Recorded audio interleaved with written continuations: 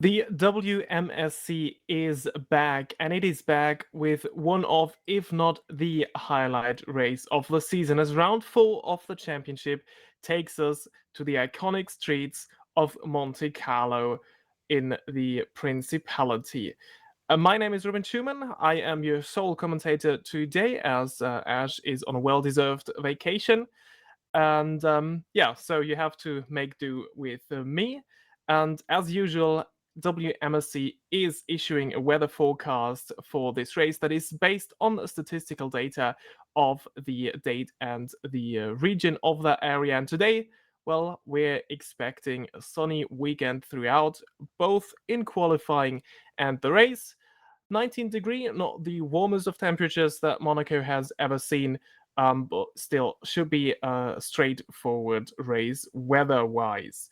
Well, the key facts of today are, of course, the fight at the front. In the last two races, we saw Woolborn, Murno, and Poland sharing the podium together in exactly that order. But Ruven Meschede, after fixing his internet issues, is back, and he will try to take the fight once again to the top three of the last two races. Also noteworthy is Infernal Void. They have finally scored the first points of their season in Spain last time out, but they seemed to be struggling on tire wear a little bit, as their standing in driver Lucas Bingenheimer took 4 stops to finish in the points. Well, before we head into qualifying, which is about to start in a minute, let's look at the Drivers' Championship, where right now Yannis Woolborn is leading on 30 points. He has won all of the 3 races so far, but it wasn't easy sailing for him. He really had to fight for it, especially last time. A fantastic fight between the top 3 in the championship. Pascal Poland's his teammate, currently sitting in second. Lucas Murno, probably the surprise of this season, in third. Also very strong showings by the Better Julia guys so far. Ruven Meschede only sitting in sixth, but he has only competed in the first round of the championship, so he will surely bounce back from this race onwards. Let's also look at the Constructors' Championship, where it's Holland Racing Team with a dominant lead so far, 50 points they have scored over Scuderia Cesario, who are sitting in second on 25 points. Better Julia, consistency has been key for them, currently third on 23 points. We expected Infernal Void and SCMM to fight at the front as well, or at least battle with Cesario and Better Julia. They haven't had strong races so far, so they're looking to bounce back here in Monaco as well. Potenza and Kostek still waiting for their first points in WMSC. So, qualifying should start any second now. We're heading trackside, where we see the first cars approaching the end of the pit lane, and immediately we see Ruven Meschede. He is very motivated to bounce back here. He's the first car that will head out of the pit lane in an all-so important qualifying session here at Monaco. Overtaking is notoriously difficult at this street circuit, so a great starting position is so important, and he is immediately followed by Woolborn and Pascal Poland. Everyone making their way out of the pit lane. We're down to 18 drivers today. Tim Haug is missing for Optiminal, so I'm actually in the only Optiminal that is competing here today. And once again, Fernando Labau, the sole Magnum Motorsports entry. Well, and here is Ruven Meschede. He had a strong start to the season in Australia, where he was fighting Woolborn for the win. He ultimately had an unfortunate penalty for track limits, which is why he only finished third that race. And then, well, after moving, he had a few internet issues starting from Bahrain, so he had to drop out from that race and didn't even compete in Barcelona. Interesting news also tire-wise, as we just see that graphic. In the WMSC, every driver has a choice between either the set of super softs and mediums or a set of softs and hards. So far, we've pretty much only seen the super softs and mediums being used, and this is also the majority choice right now. But Max Heyman once again standing in for Kostek, and Mark Jordan going for the soft and hard set this time. Ruven Meschede, in the meantime, has started his first flying lap. We go on board with him, and this is probably the cleanest track that he will have all session long. An open road ahead of him as he's going down towards the Lewis hairpin. And so far this is looking like a very, very good lap. The two Holland's racing team cars are following him. So this will be the first indication of what to expect from this session. Murnau and Beerhoff still waiting in the pits for their first laps. Let's look at the second split sector time that Ruven Meschede has to offer. Very close to the walls here through Tabak and Swimming Pool. This also... Oh! And he almost does a Charles Leclerc impression there. I think there was contact with the wall. Still, he will be finishing his lap. 1.9 lap times is what we've seen in the practice sessions. It's a 1:10.2 for Ruven Meschede, and Woolborn half a second slower for now. But faster lap times are definitely possible. Poland enters in second, Puschke in third. So Messchede's lap time, where he was really on the edge there, so far the fastest one, but not the fastest one that we've seen in the practice sessions, as I've already said. So there is still an improvement to be made. João Fernando entering in sixth for Magna Motorsport. Cativo in the Infernal Void, still waiting for his first points of the season. Lots of lap times now being set. Daniel Bentenried also with the quite contentious lap time. He's in fifth for now. He has been very strong in the qualifying sessions. Finished fourth in the race twice. And Ruven Meschede on an improvement. It is only a slight improvement so far. But two purple sectors, and he is abandoning this lap. Interesting. So there might have been a mistake in the final sector that we have not seen. Philipp Puschke, not the strongest season so far. Last year, one of the title contenders, thanks to his consistency. Though lots of bad luck so far, but he is solidifying his P3 so far. The purple final sector, though. Lucas Murnau. He has been the surprise of the season so far, coming very close to a win in Bahrain, where his brakes gave in the final few laps. And then he was in a tremendous battle in the last 10 laps of the race in Barcelona, where he once again came second. Now he's setting the fastest middle sector. He's 2/10 down in the first sector, though. What can he do in the final sector? It is a lap time that is good enough for P4.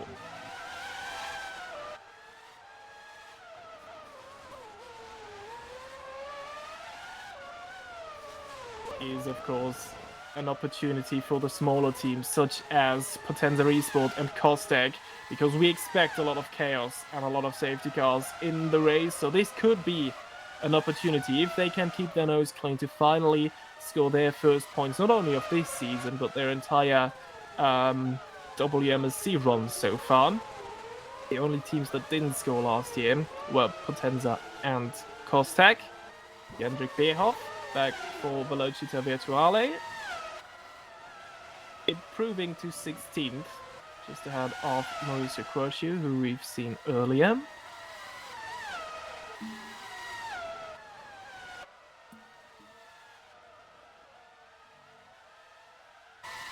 Oh, Mateus Machado, very slow there. Nope, there he is. Probably a bit of lag there. And this is Ruven Meschede, who is on a fast lap once again. We've seen him abandon that first one, and oh, there is a lot of traffic there. I think that even was a Holland Racing Team car that dropped out of the way there, and it is a very, very strong first sector. A 10th up on his previous best lap time, of course, a purple sector. But now there is a bit of traffic ahead. Let's hope he's not impeded by that. I think it is an SCMM, judging by the color of that car. Dropping out of the way they are, though. But that middle sector not as strong as his lap prior. Once again, very heavy through that chicane, and he's lost his front wing. So this lap has to be abandoned. This is what we've seen in the first lap that Meshida was trying. He also made contact with the wall on the outside there. Victor B back in the Infernal Void. He looked very strong pace-wise in the first races of this season, but he couldn't bring it together in the race. A bit of unlucky collisions and, well, DNFs resulting in that.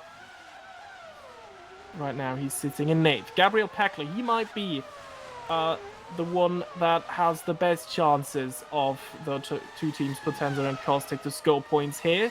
He's been quite quick in the 2 races that he's done so far in Bahrain and... oh, now this is interesting in Barcelona. We'll get back to Peckley later, but Daniel Benton-Reader has set the fastest first sector of anyone. There is a yellow flag, though, at the Nouvelle Chicane. Now a Holland Racing Team car is in his way. Not really getting out of the way. No, sorry, that is actually a Infernal Void. Okay.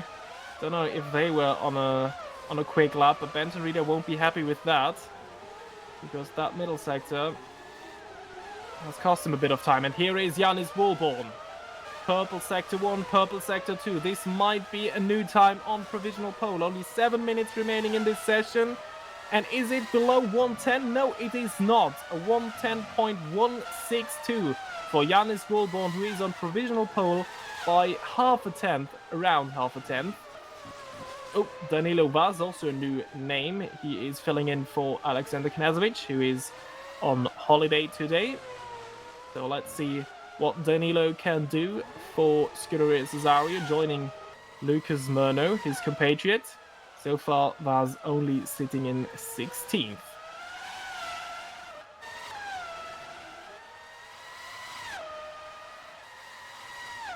Pascal Polens, in the meantime, is looking to make it a Holland Racing Team front row lockout. He's missing a bit of time in the first sector. But his middle sector is incredible.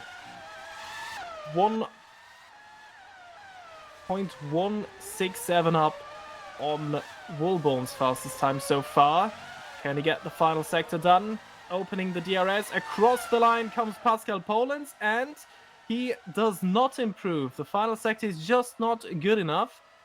In the meantime, Ruben Meshide. Oh, Meshide is, I was about to say, he is on a flying lap once again, and he has just obliterated that provisional pole time from Yannis Woolborn by 0.2 of a second, and this is the first lap time below the 1 minute 10 mark. So, Meshide is back, and how? And he's still improving on his next lap time. Half a tenth up in the first sector. 5 minutes to go in this session. We see a lot of yellow flags dropping in and out, which is to be expected here in Monaco. But so far, apart from that one scene that we've seen with Benton-Reader and one of the Velocita Virtuale, Infernal Void cars, no real traffic issues so far. Ruben's middle sector not as well as the one that came before, taking that corner a lot more timid, which makes me think that he is abandoning this lap. And he is. He's coming back into the pits. Philip Pushkin in the meantime, once again, fastest sector 1, fastest sector 2 of anyone so far. What an exciting qualifying session. Is this the opportunity for Pushkin to bounce back? What is the final lap time going to be? It is a 19.945. 13 thousandths of a second faster than Meshida's fastest time so far. And Philip Pushkin for SCMM might be putting it on pole. Actually, for the first time, that would be of his WMSC career. But here comes Lucas Murno. No, he does not. Middle sector not good enough. A bit dodgy through that chicane there as well. Well, we've seen Mashida lose his front wings so far.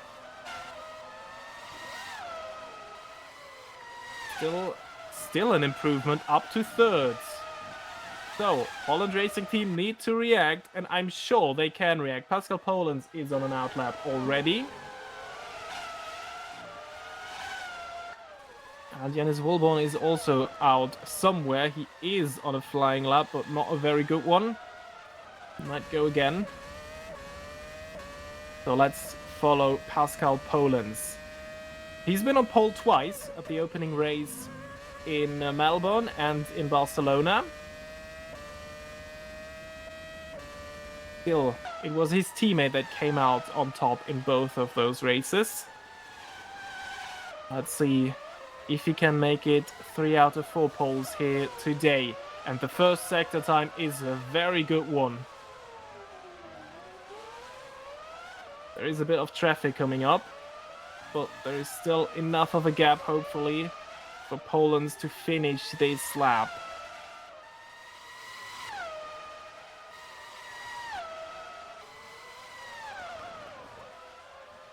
Approaching Nouvelle Chicane, taking lots of curb there. Towards Tabac we go. Very close to the walls. Middle sector not as good as his previous best. He's cleanly taken that chicane. There is a Velocita Virtuali car getting out of the way pretty well there.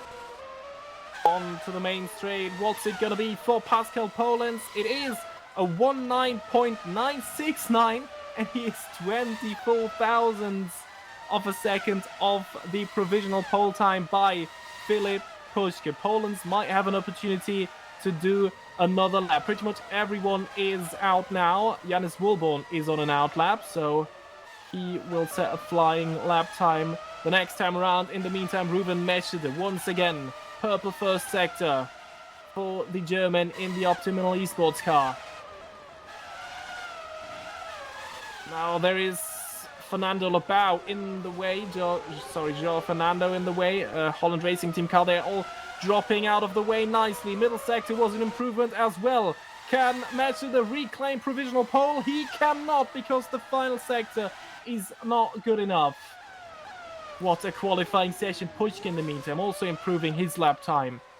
So far it is a 5-way fight for pole position between Puschke, Meschede, Polens, Murnau and Wolborn.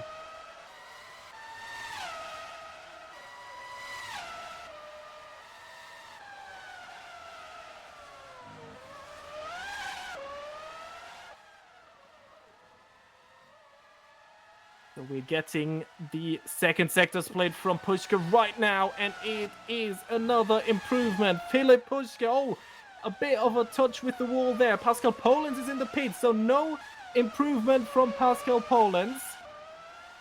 But will it be an improvement from Philipp Puschke yet again? Yes, it is! 19.776. Now, where are Ruben Meschede, Lucas Murnau, and Janis Wolborn? Janis Wolborn, a good first sector, middle sector, not so much. Almost 2/10 off. What can he do in the final sector? We've seen people win pole in the final sector. It is not pole, but it is provisional P2. Front row for Janis Wolborn for now. Lucas Murnau, this doesn't look like an improvement for the Brazilian. He might not start from pole position. There's a yellow flag there. Ruben Meschede is in the pits, so no improvement from Meschede either. And I think that is our qualifying result. Philipp Puschke on pole. Though, what can Janis Wolborn do? Is Janis still on a flying lap? He is 1.5 tenths up in the first sector. Middle sector now. He has an empty track pretty much ahead of him. It is Puschke versus Wolborn for pole. Puschke can't react. He's in the pits now. Oh, and the middle sector. It is not an improvement. And he touches the wall exiting the swimming pool chicane. He lost his front wing there. Lucas Murnau, hang on. I completely missed that. He's still on a flying lap there. Lucas Murnau, in the last second, might still snatch it away. No, I don't think he is. Also touching the wall there, almost losing the car. Not a good middle sector. So, what an exciting qualifying session. I'm almost out of breath there, but we have a provisional starting grid. And what a surprise there! It is last year's winner here, Philip Puschke, starting from pole position ahead of Yanis Wilborn, Ruben Meschede, Pascal Polens, and Lucas Murno. Then for the rest of the grid, we have Daniel Benton-Rieder in sixth, Joao Fernando, once again, a good qualifying performance for Magnum Motorsports. Gabriel Peckley starting inside the sport. Okay. Sorry for that break. I just received word that Victor B, who is in ninth, will receive a 3-place grid penalty for impeding Daniel Benton-Rieder on his fast lap. We've seen that live, so Victor B for now is in ninth, though he will start from P12. Max Heyman then in 10th for Kostek, 11th Danny Weller, 12th Matheus Machado. These will move up in the starting grid because of B's penalty. Gino Gigiano then from P13, and then we have Gonzalez Cativo, Mark Jordan, Danilo Vaz, Jendrik Beerhoff, and Mauricio Puercio making up the rest of the grid. So, don't go anywhere. Race is about to start in around 10 minutes, and it is going to be an exciting one. So don't go anywhere, and I'll see you all in around 10 minutes.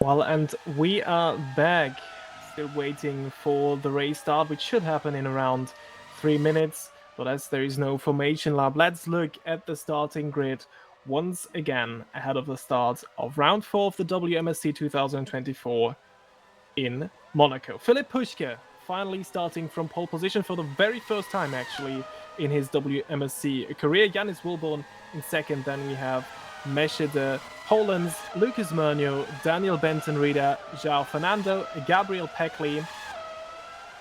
Victor B is still classified in 9th here, though he received a 3-place grid penalty and will start from 12th. So Max Heyman, Danny Weller, and Matheus Machado will all move up one spot.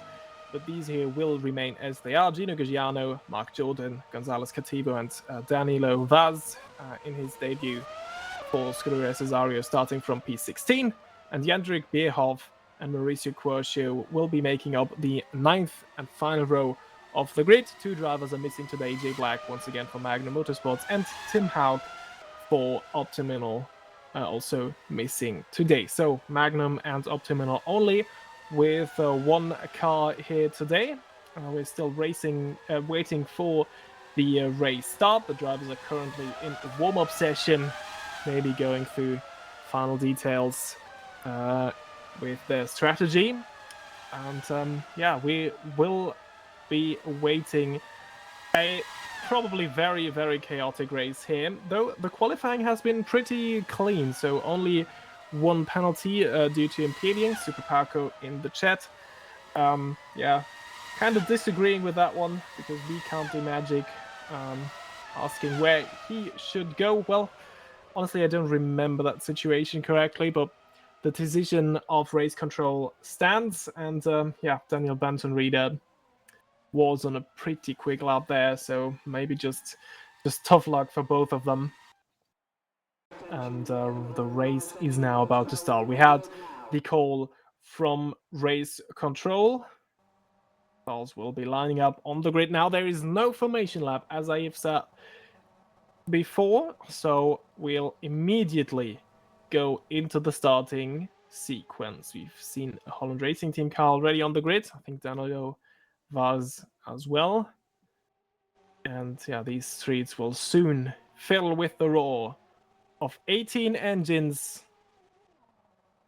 And hopefully we will still be 18 cars after Saint-Devote. A wise man once said, no heroics into Saint-Devote, please. Well, let's see what our 18 drivers make of it. Philipp Puschke will try his best to retain that lead after turn 1. He won here last year. It looked for a long time like Ruben Meshede would win that one. He was dominating that race, but then had a little moment into Saint-Devote, trying to avoid a penalty. He slowed down and gave the opportunity to Puschke to win that race. 5 red lights are on. And we're underway in Monaco, and it looks like a good getaway there from Philipp Puschke. He's already ahead of Janis Wilborn. No, Wilborn forcing his way through. Wilborn has taken the lead out of the exit of Saint-Devote. There was a bit of contact between the two. Ruben Meshede now trying to follow Wilborn through. Puschke down to Puschke down to P2 in the background. Everything looked kind of clean. Wilborn already trying to pull away. Oh, there is a Potenza Esport car, Caustic. Side by side through Mirabeau. Somehow they all survived the first sector here. Oh, but there is a big moment for a Potenza Esport car. I think this is Gabriel Peckley, who looked to be jumping into Portier there. He's still running, and he is under pressure from Danny Weller. Max Heyman filling in for Kostek. Oh, and there's a big collision, a big crash going into Nouvelle Chicane for the very first time. There is a Velocita Virtuali car involved there. Mauricio Querciu also involved in the situation. Gonzalez Cativo missing from a rear wing. Mark Jordan, and once again, the dreadful season for both Velocita Virtuali and Infernal Void continues once again. 3 of their cars involved in a first lap collision. Danilo Vaz also in the pits already. Gonzalez Cativo, we've seen that he is missing a rear wing. So everyone from P14 downwards may be coming in. Bierhoff and Jordan still out, as it seems. No, now they're also in the pit lane. We'll surely get a replay of what happened there. But for now, we are staying with the top 3. I'd also love to see a replay of how Wilborn took the lead there. There was a bit of contact at the exit of Saint-Devote, where Wilborn emerged in the lead of this race. Oh, and Cativo, Bierhoff, and Jordan still in the pits, and so is Fernando Lebao as well. Oh, this is terrible luck for Magnum Motorsports.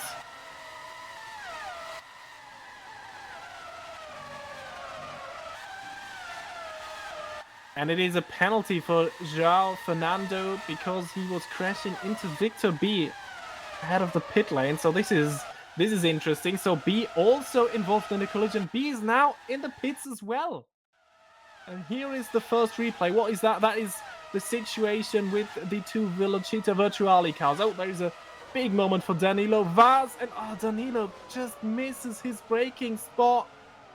Slams into the back of Jandrik Bierhoff, and he plays bowling, as it seems, with his teammate Mark Jordan and Gonzalez Cativo. Oh, so this situation caused by the rookie Danilo Vaz there.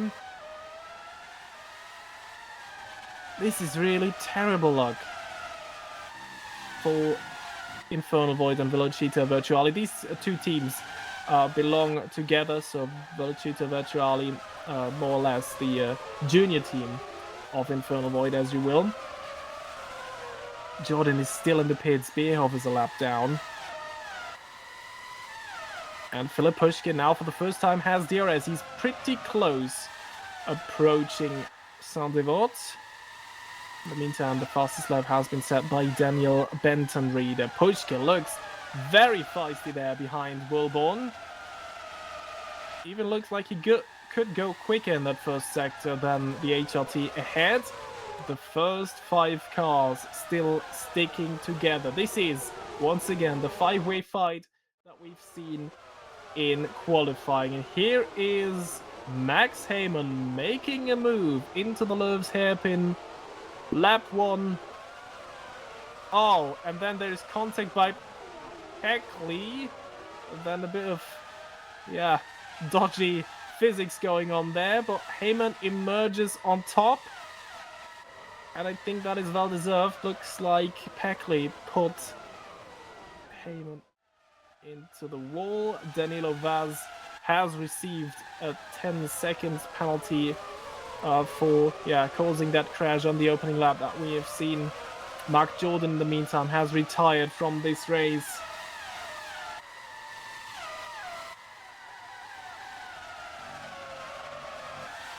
As we're still watching that fight for the lead. And now this is even a 6-car train, as there is Daniel Benton-Reeder at the back of that train as well. Jandrik Bierhoff also retiring from this race, so that lap 1 collision already taken its toll on Velocita Virtuali. Both of their cars out by lap 5.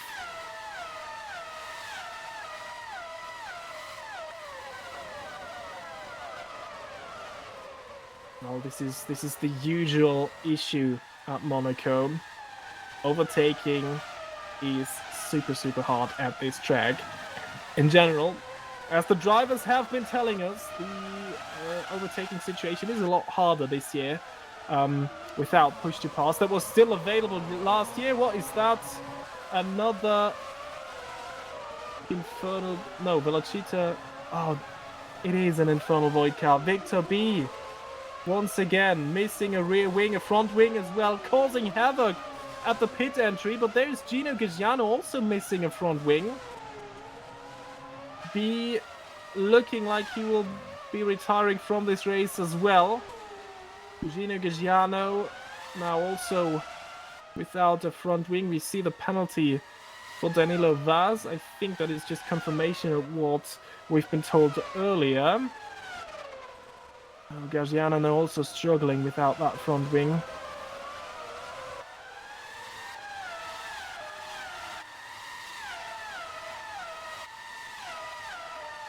Danilo Vaz in the pits now, probably serving his penalty.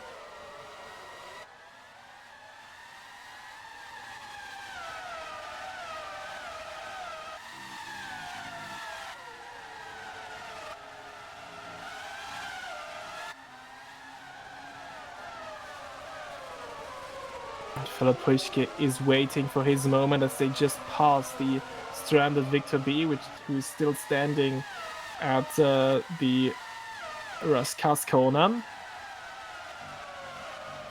Waiting for the call to be allowed to retire his car. They have to wait for race control to give them the command that they can safely retire.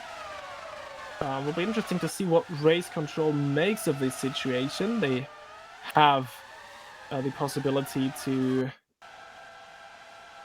call a safety car.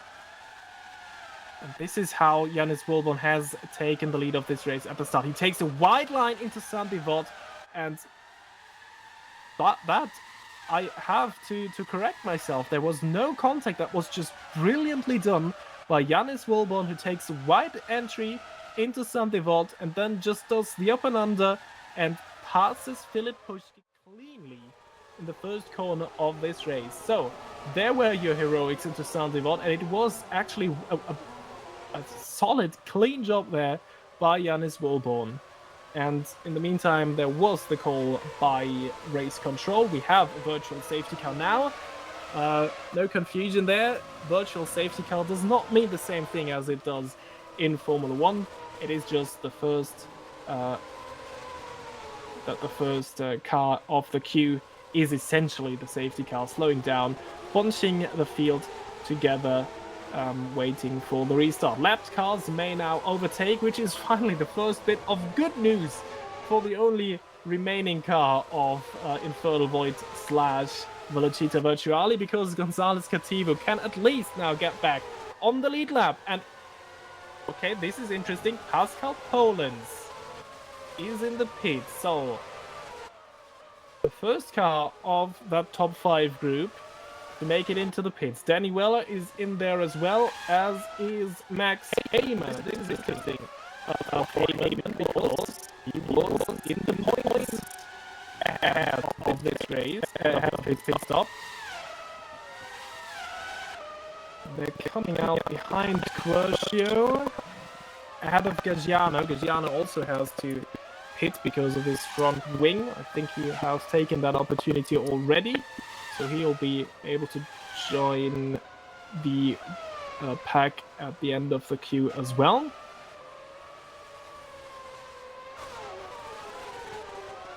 So it still says Cativo is a lap down, and sure he will unlap himself as well. In the meantime, Fernando Labau is also retired, as has Victor B now.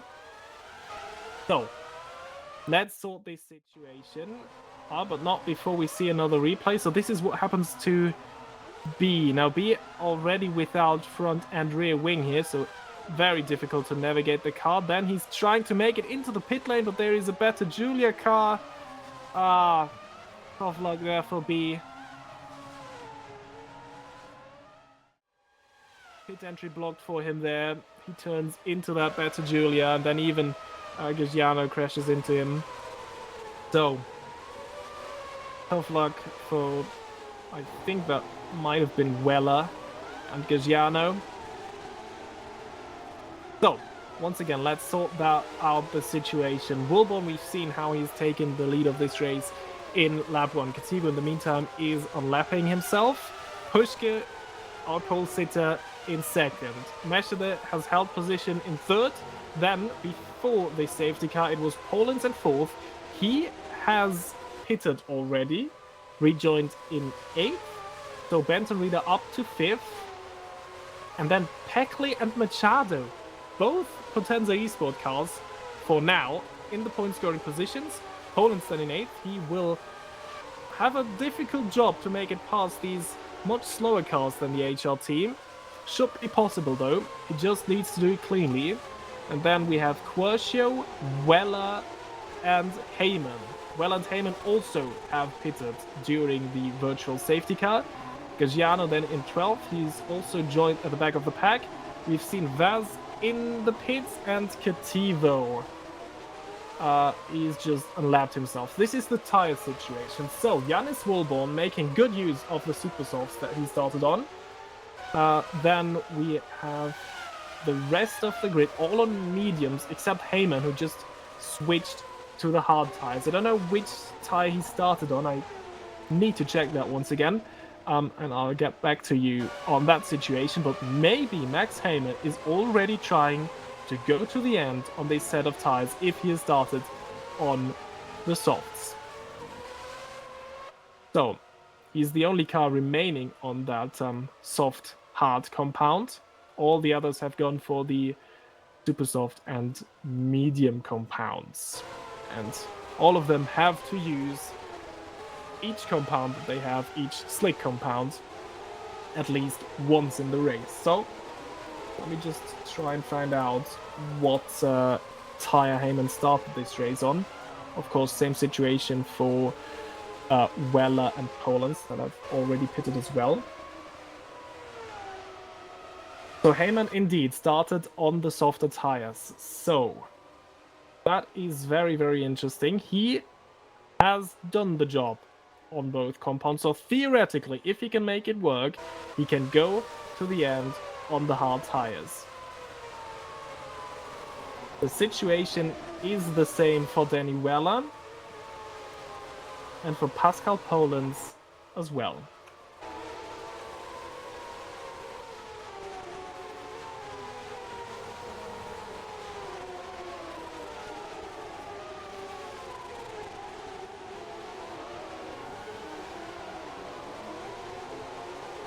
So strategy already playing a big part in this race.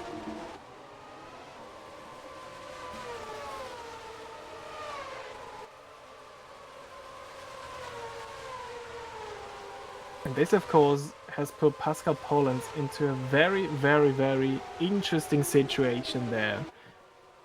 He does not have to stop anymore if he can make those medium tires work to the end. Usually tires are not that big of an issue in Monaco, so it could be possible. Polands might be in with a shot of winning here if he manages to make it past Packley and Machado, and his teammate is in the race lead, so they could once again play the team game, and Bourbon could back everyone up into Polands to make that strategy work. But this is future talk. We're still waiting for the restart. That could happen next lap.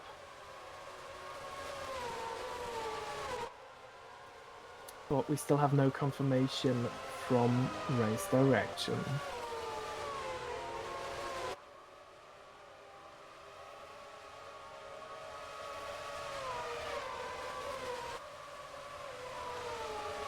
Now there is the confirmation the race will restart at the end of this lap. And then we have an entirely new situation on the strategies. So Polands, Weller and Heyman, just to catch you up here once again, they could all go to the end on their tires.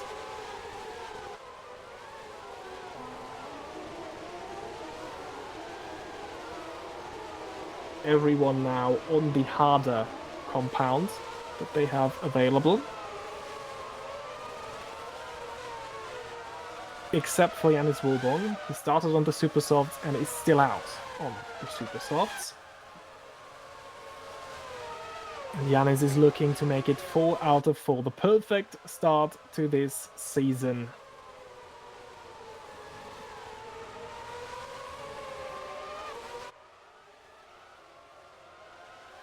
If you're only joining us now, welcome. Thanks for joining in. Welcome to the chat as well. 4 cars already retired from this race, which are João Fernando, Victor B, Jendrik Beerhoff, and Mark Jordan. All 4 involved in a lap 1 collision. And now, as we come round Anthony Nose, the final corner of this track, Yanis Wilborn taking it very, very late with the restart, and now he's pushing the accelerator down, and this is the restart of round 4 of the WMSC 2024 at Monaco, and they all make it round cleanly around Saint-Devote. And Philip Pushkin now knows that he has to give it everything, because Pascal Polens could put them all on the thread from a massive, massive undercut by taking the opportunity on... Oh, there's big battles going on. I think that was Quercio making it past Vaz for P10. Giuliano also making up a spot there on the restart. Already almost back into the point-scoring positions. Polens has made it past Machado as well. And Pushkin is very close to the rear wing of Yanis Wilborn. He stays behind for the moment, though. Trying to put that HRT under pressure. And he is super, super close. But there is just not many overtaking opportunities around this track, if there is any. One of the better ones might be coming up here. He can open his rear wing. Philip Pushkin very close still to Yanis Wilborn. Towards Saint-Devote they go, but Pushkin not attempting any silly move into turn 1. Up towards Casino Square they go. If he's close enough here, he can try a surprise move into Mirabeau. We've seen a few position changes at the restart. Max Heyman is in the pits again, and this is his strategy out of the window. So there must have been a collision at the restart. It's a long pit stop, and I think there might be a front wing missing. Is there? Danny Weller is in the pits as well. He's missing a rear wing, so there definitely was a collision. Probably even between these two. Oh, and this is a big, big shame. Max Heyman even gets a penalty right now.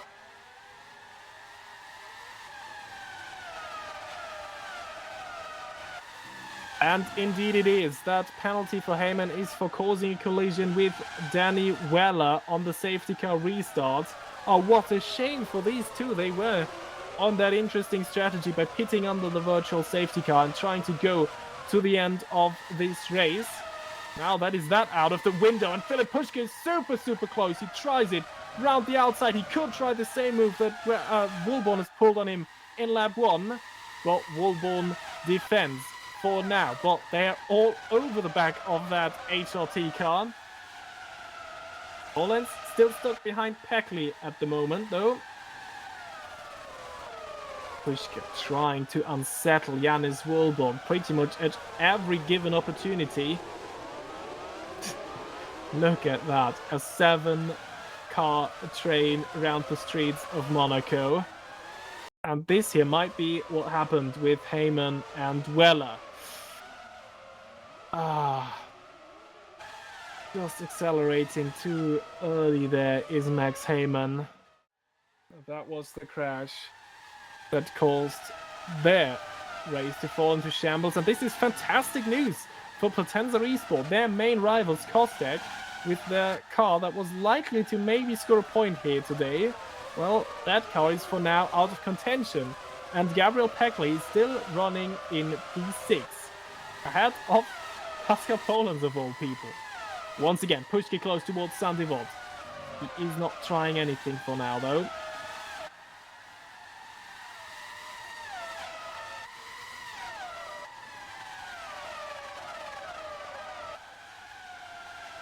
that SCMM is so eager to get by the HRT. Once again into Murabo, trying to unsettle Volborn. Trying to force maybe a defensive move to take advantage of. But Volborn is not giving that one away easily. Oh, Danilo Vaz! Oh, that is a clumsy situation there. Quercio going for it from far back, and now, oh, they're just playing bumper cars there, these two. Oh, still into Portier, and someone's lost the front wing and the rear wing. Danilo Vaz, oh, this is, Jesus Christ, this is not what we want to see. Danilo Vaz crashed out there in the tunnel, flipping his car. And yeah, unsurprisingly, that is a safety car, but oh, this will be looked at by race control. Some very questionable driving standards there from Mauricio Quercio and Danilo Vaz. That's not good. I'm sure the WMSC will take action there. Yeah, also in the chat. Completely agree with you guys, but this was just not on. That is some, yeah, very dirty driving. And that is not what we like to see here in the WMSC. Now, Gino Giugiano taking the opportunity to switch on to a set of mediums here. So maybe now Giugiano with the opportunity to make it to the end here. Let me just check the early tires by Giugiano. I think he can also go to the end with this set of mediums if he manages it.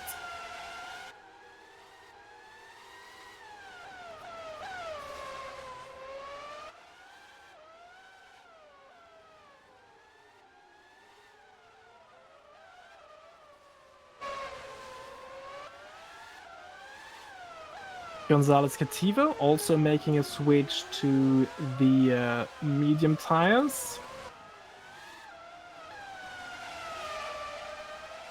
So I think he also has the opportunity to make it to the end and, well, turn this race around for Infernal Void.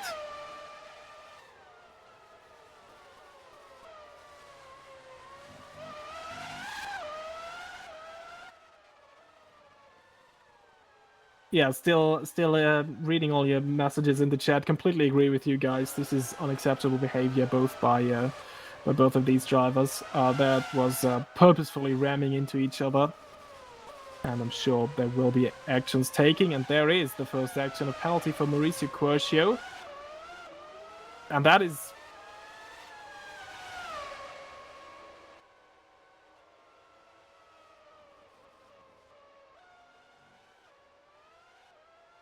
Okay, and there is the action. I just heard word from race control. There is a penalty, a 10-second stop and go for Mauricio Quercio.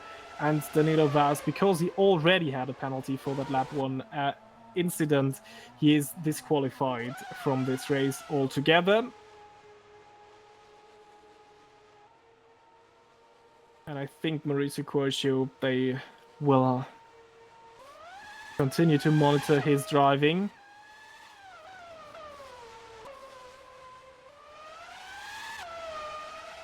Heyman and Weller now asked to unlap themselves once again. They are allowed to do that now under the virtual safety car. And yeah, the Quercio does not have... didn't do justice to his team there. This is a brilliant opportunity for Kostek to score points here. Max Heyman, unfortunately, with that situation at the previous restart, has compromised his chances of scoring points here today, although he was in a brilliant position to do just that. They are now in 11th and 12th, both outside of the points, and their main rivals, Potenza Esports, with Peckley and Machado, they are both in the points currently. So this is the opportunity for SCMM's junior team to really, finally score their first points in their WMSC career. But I think we will still, at the restart, have everyone on the lead lap, which is good news.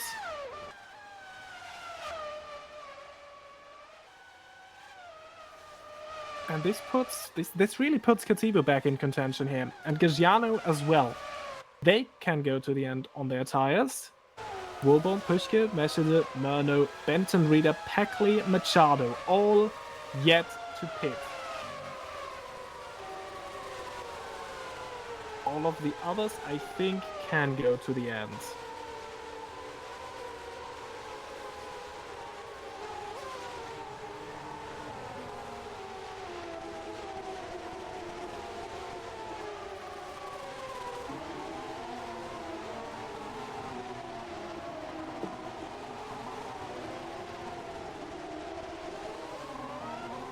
Gagiano turning invisible there for a second.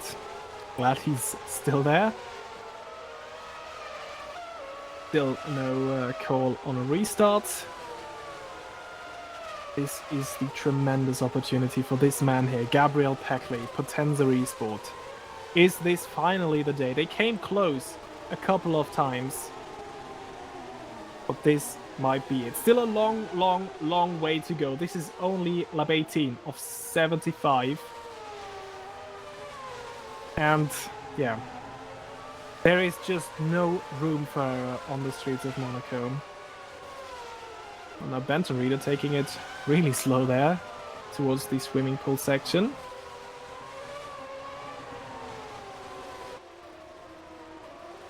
I think we're still waiting for Heyman and Weller to catch up to the back of the pack, and then we'll be ready to go. There is Danny Weller, just entering the Nouvelle Chicane.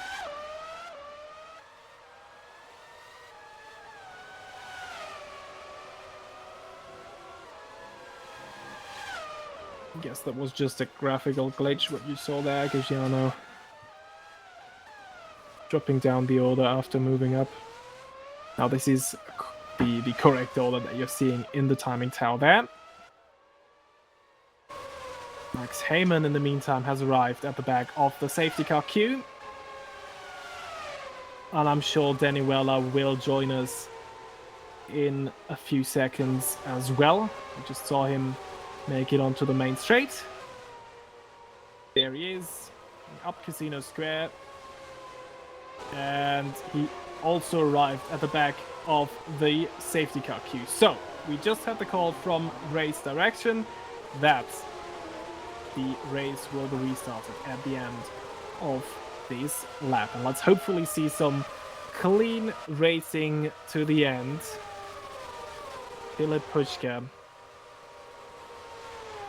Oh, he would so much want to turn back time and defend better, exiting Saint-Devote at the race start.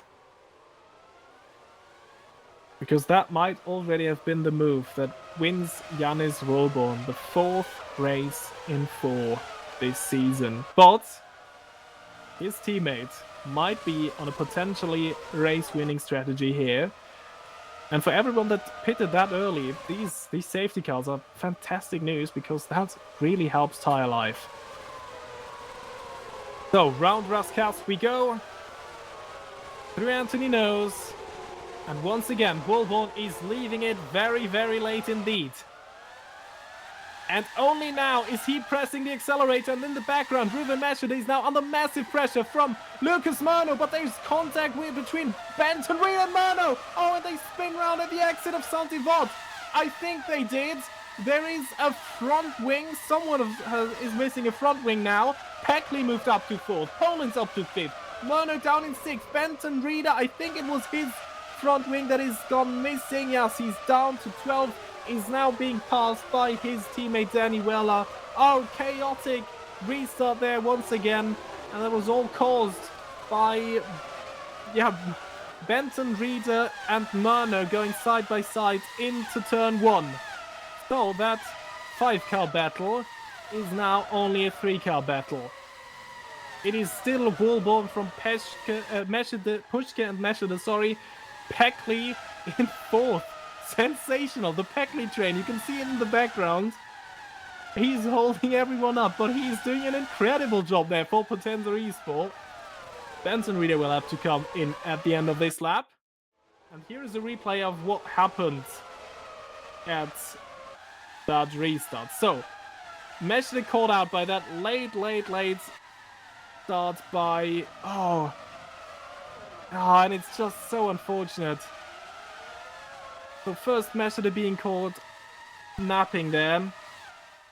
And then Murner trying to seize the opportunity, trying to go round the outside where Meshli was defending. Benton Reader tried to seize his opportunity, and then at the exit it is just some very slight wheel banging that spun Benton Reader out and into the wall, causing him to lose his front wing. Yeah, it is like that. Like you say in the chat there, Super Parco. They should be taking it a bit calmer at the restart. Benton Reader was in a terrific situation. But now... Whoa, that is some intense battling here between Peckley and Polands. There could be more trouble afoot. Polands trying to make it round the outside at Nouvelle Chicane. There was a yellow flag in Sector 2 once again. Gonzalez Cativo up to 9th, and Max Heyman is missing a rear wing, spinning out at... Oh no! At the swimming pool section, spinning into the way of Mauricio Quercio, causing him to lose his front wing. And the afternoon just got a lot worse for Kostek, if that was even possible. And Peckley still holding up Pascal Polands on his hard tires. Sorry, his medium tires, the harder compound that he has available. That is Quercio in the pits, and now Heyman has to wait for his teammate to get his repairs done. I wonder what caused him to lose that rear wing. But there must have been a situation prior to what we've seen live. And in the meantime, this battle here for the top spot rages on. They're 7 seconds clear of Packley already. Quercio now leaving the pit lane, and I think this might be what caused Heyman to lose his rear wing. This is... Oh, he just lost it on the braking. Towards Nouvelle Chicane, he came really close there to... I think that was Matheus Machado. And then he just lost it on the braking, spinning out, and yeah, making contact with the Armco, causing him to lose the rear wing. So that is what happens to Heyman. And Polands has finally made it past Gabriel Peckley, and Murno follows through as well. I think there once again was a bit of contact. Yeah, Murno also probably very angry after that latest restart and the contact with Benton Reader that caused him to lose a couple of spots. So Dino Gaggiano now the next car that will try to find a way past Gabriel Peckley. Peckley really defending hard instead of trying to play it safe, which is what we like to see, of course, making it a lot more exciting for us to watch this race. But please, please, please don't throw a fantastic opportunity to score points away here. Now, this is also an interesting situation, as Potenza Esport is the junior team of SCMM, so let's try and see how hard he is defending against Gino Gaggiano. Gaggiano now having the DRS, but Peckley is not making it too easy. There is contact. Gaggiano slamming into the rear wing of Peckley there in the braking zone towards turn 1. Both, at least from what we can see on the outside, didn't take any major damage away from that situation. But there might be some damage we don't see from the outside. And look how much time Gaggiano is losing behind Peckley. In the meantime, Wilborn is putting the hammer down. Now there is a gap of 1.3 seconds to Philip Pushkin, who's set a few fastest laps in a row. There is a cash prize for... There is a cash prize at the end of the season for whoever scores the most fastest laps of the season so far. Janus Warborn is also leading that maybe separate championship, if you will, because he set the fastest lap both in Bahrain and in Barcelona. Giano has received a final warning for the collision that we've seen with Gabriel Peckley. So he is also watched now by race control. Mauricio Quercio, in the meantime, is in the pits again, and Ruven Meshede is losing lots of time here behind Philip Pushka. I think Meshede might be able to go a bit quicker than Pushka now.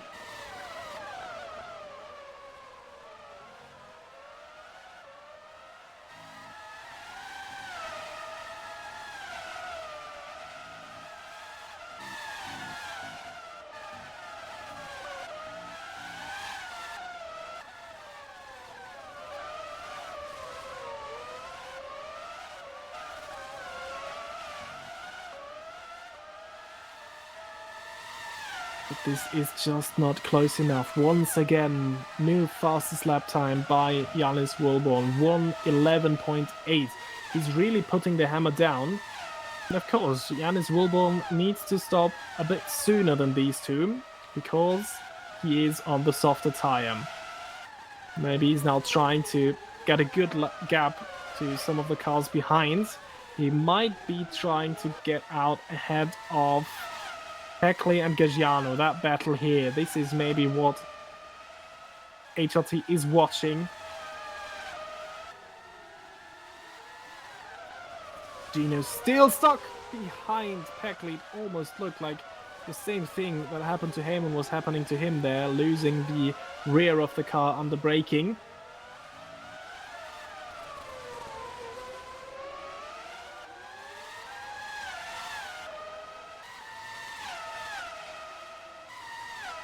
So this is the most interesting battle that we have on track right now. Don't think between Pushka and Meshede there is anything happening anytime soon, and Janus Wilborn continuing to set fastest lap after fastest lap. The gap between Wilborn and these two is now up to 21 seconds. So let's see what the matter is with what Wilborn's doing right now. I really think he's trying to create a gap to stop safely.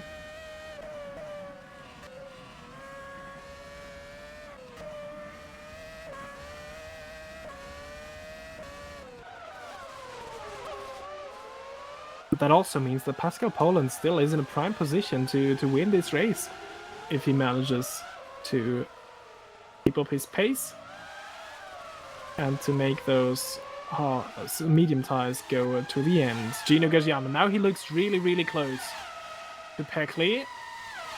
At the end of the tunnel, towards Nouvelle Chicane, Gagiano is going for a move. There is contact between the two.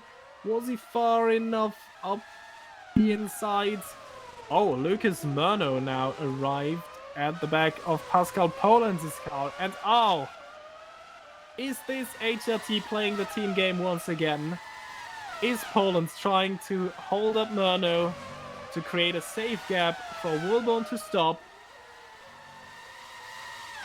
This might very well what we're seeing here. The gap just went up half a second in the brink of one sector. Let's see what it is like at the end of sector one. Now, no, not much bigger than it was before. HRT once again back at what they're doing best, which is working as a team. Janus Wilborn and Pascal Poland. These two get along so great.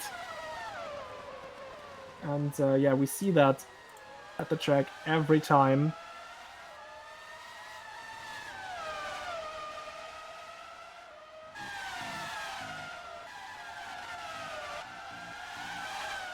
Murno, on the other hand, might just be faster than Pascal Poland's.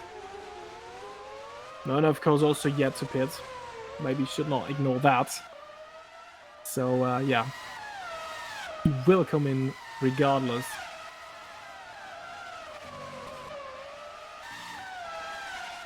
And these two also have a bit of a history. So Poland and Murno, they came together in Bahrain. They both received a warning for dive bombing each other in Sakir.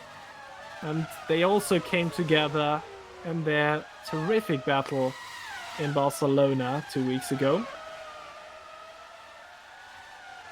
So this is also a spicy battle that we have on track now. Gargiano really desperately trying to find a way past Gabriel Peckley. In the background, we also see Weller has arrived at the rear wing of Matheus Machado. Now there might have been a bit of a moment out of Portier for Peckley.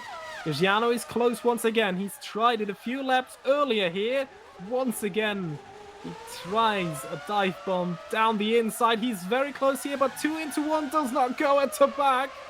Oh, Peckley leaves him the space, but Gargiano wisely decides to back out of that one.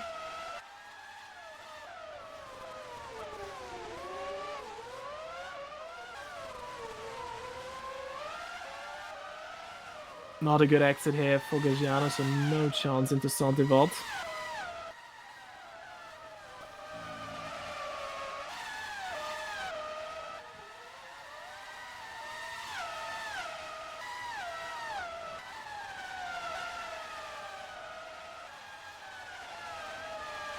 Well, Peckley might be an option for STMM in the future.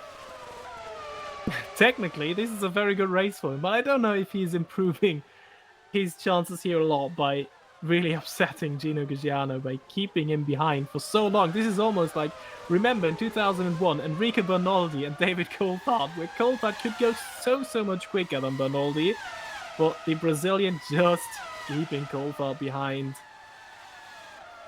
for pretty much the entire race.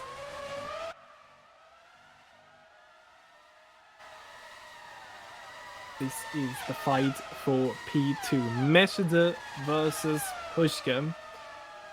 This is still the situation when we saw them last time around, a few laps ago.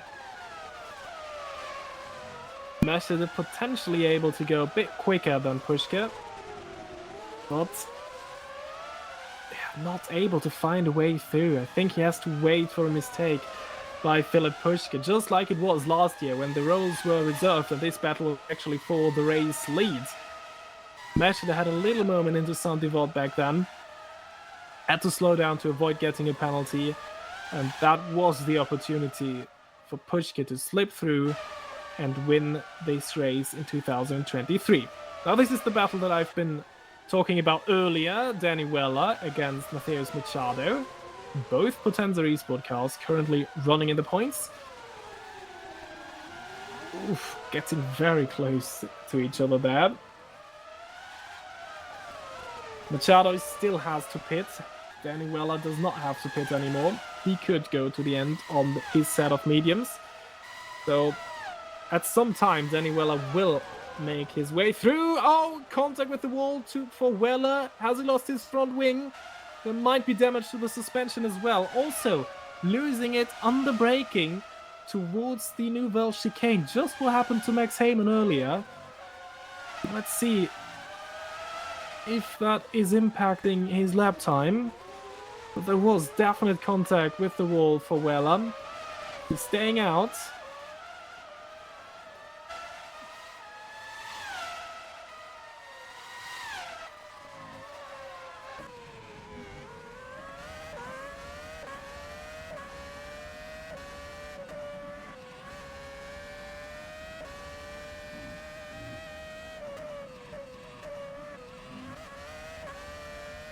Meshede is still studying the rear wing of that SCMM. It would be Pushka's best result of the season so far. But don't forget Pascal Polens. He already stopped. He can go to the end. They will drop behind him.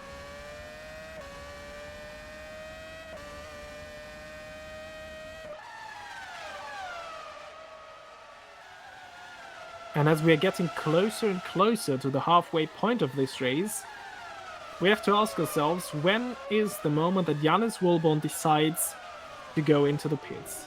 If he pits now, he comes out easily between Lucas Murno and Gabriel Peckley. There's enough of a gap for him there to also enjoy lots of clean air. And Benton Reeder now very close to Gonzalez Cativo.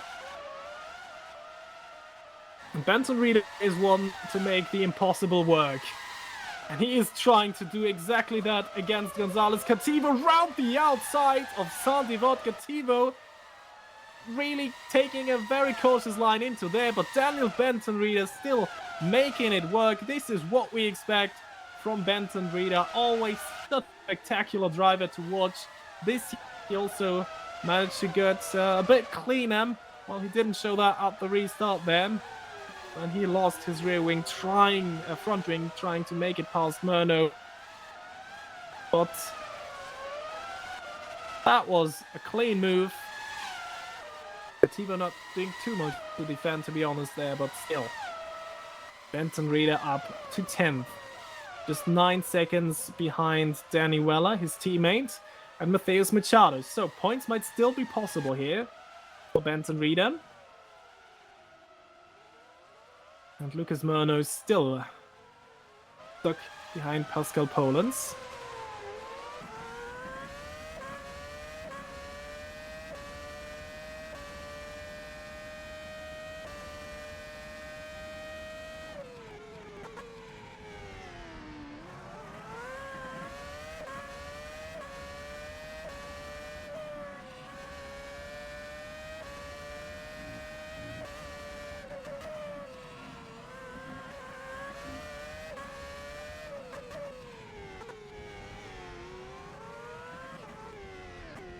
Lucas Murno pulls the trigger and is pitting this lap. So this will be the one and possibly only pit stop for Lucas Murno. He started on the mediums, which is interesting, which means he would have to go to the super softs. Or is he two-stopping it? I think Lucas Murno going for the two-stop strategy there, because these tires still look like the mediums to me. And yes, they are. Okay, so Lucas Murno going for a two-stop strategy.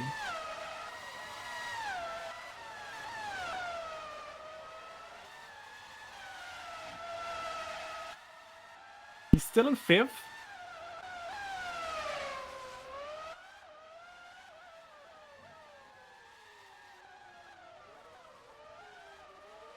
He had enough of a gap. Yeah, there you can see it. Peckley and Gigiano are still behind Lucas.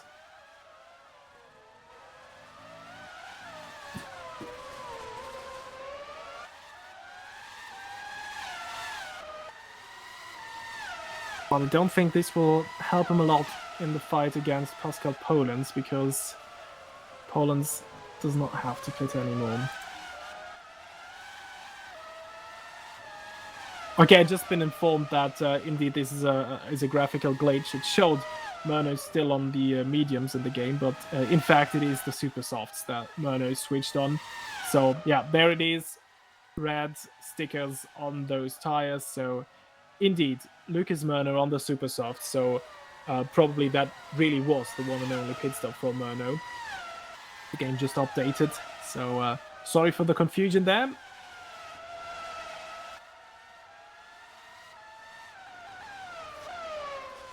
Murno now over half the distance of this race to go on the super soft tires.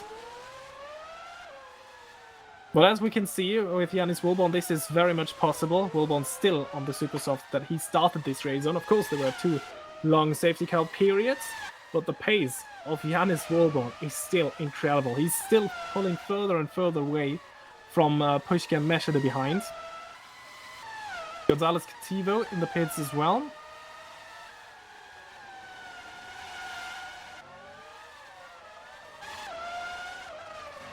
There is Cativo on what seems to be the super softs.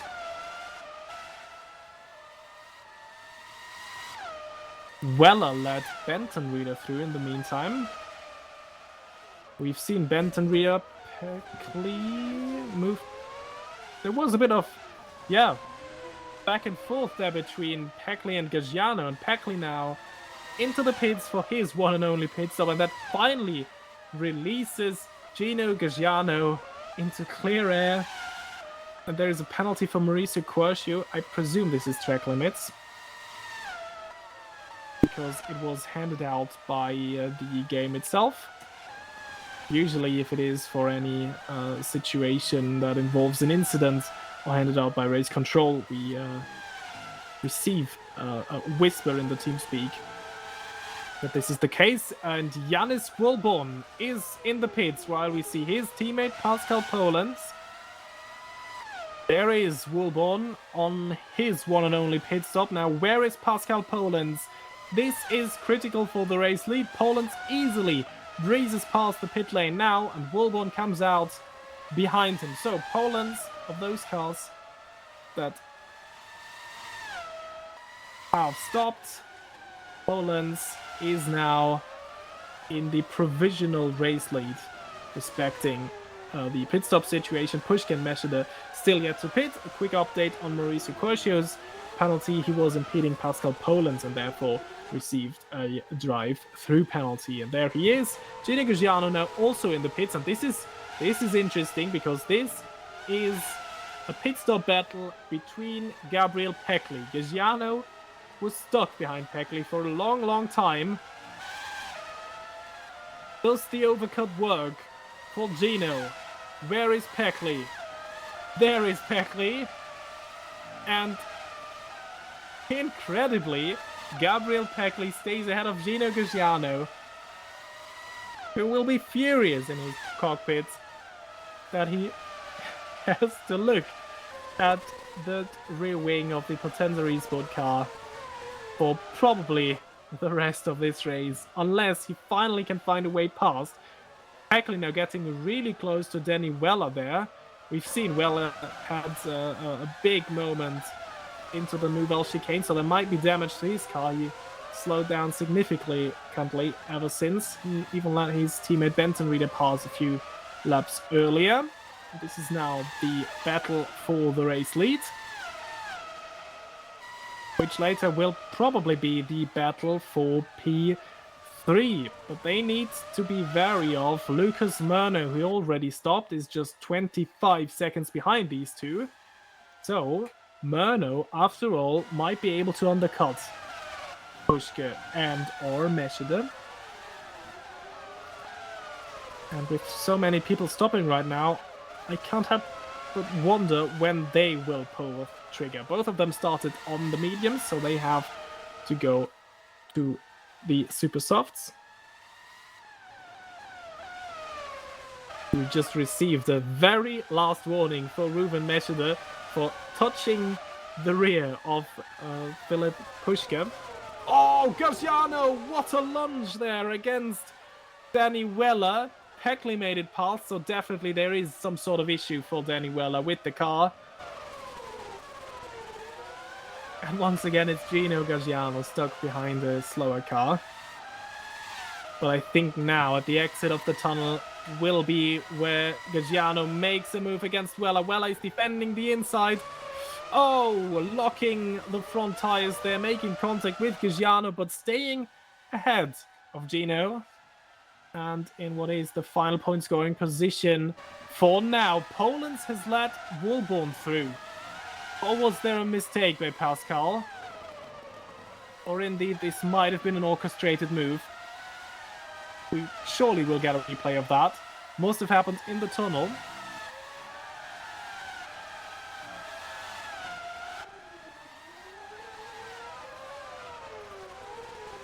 So now there's a bit of action in this race here at Monaco. And let's see what happened between these two. So this is Yanis very close to Pascal.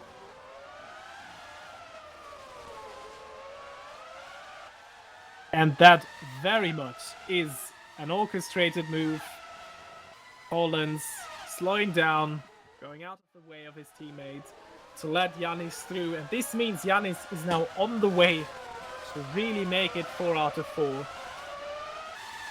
And to really have the perfect start to his WMSC title defense. He would have 40 points if he can win this one. And he's looking ever more likely to do exactly that. Benton Reader in the pits. Let's see where he's coming out. In the meantime, Gigiano made it past Weller. This is a battle against Gabriela Peckley. Peckley's through, and I suppose Gigiano will also make it past the Better Julia.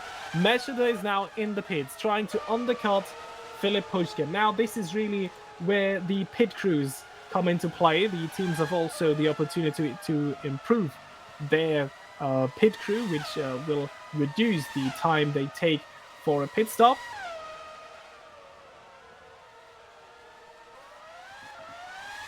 And Ruven Meshida's pit crew should be a bit better than the one of Philip Pushkin, but this is now a critical lap, and critically, he made it out ahead of that traffic. So, Meshida has a clear road ahead. He rejoins this race in 4th. Philip Pushkin, will he react and come in at the end of this lap? I think this is the only option for him. Because the longer he stays out, he has to gamble on a safety car if he stays out here. Otherwise, Meshida surely will move past the SCMM here. And there is the pit stop of Philip Pushkin. Let's watch where Ruven Meshida is compared to Philip Pushkin. He is approaching his pit box now. Parking the car here. Wilbur now passed. Poland's now passed. And let's see, where is Ruven Meshida? Here comes Philip Pushkin, leaving the pit lane right now. And he is behind Ruven Meshida quite significantly even. And there is even Lucas Murno. Oh, this was even tied with Murno. Murno now with the better momentum going up towards Casino Square. There might be an opportunity for the Brazilian to move past Pushkin. But I think Pushkin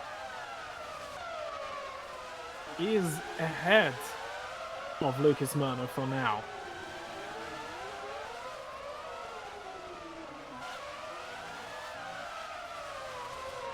So, Ash now in the chat as well. Glad you made it. Yeah, there was quite a bit of drama already. 2 big safety cars. Lots of drama on track. A disqualification for Danilo Vaz. So, yeah, lots of action we've already seen, lots of controversy, and the usual race leader, Yannis Woborn, leading this race once again.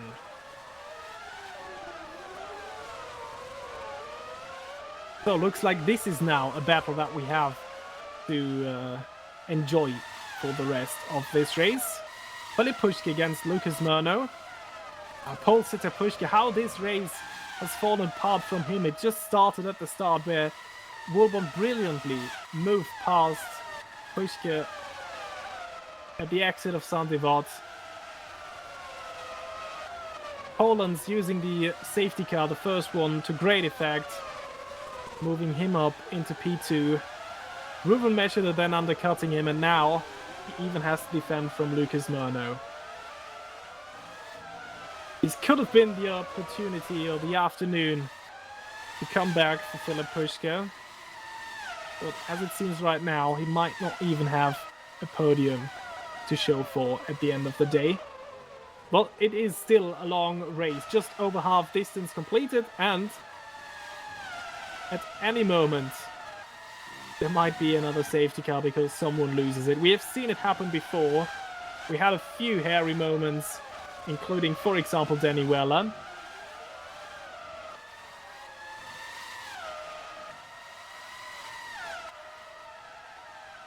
And Gabriel Peckley, shout out to him. He is doing an incredible job there for Potenza Esport.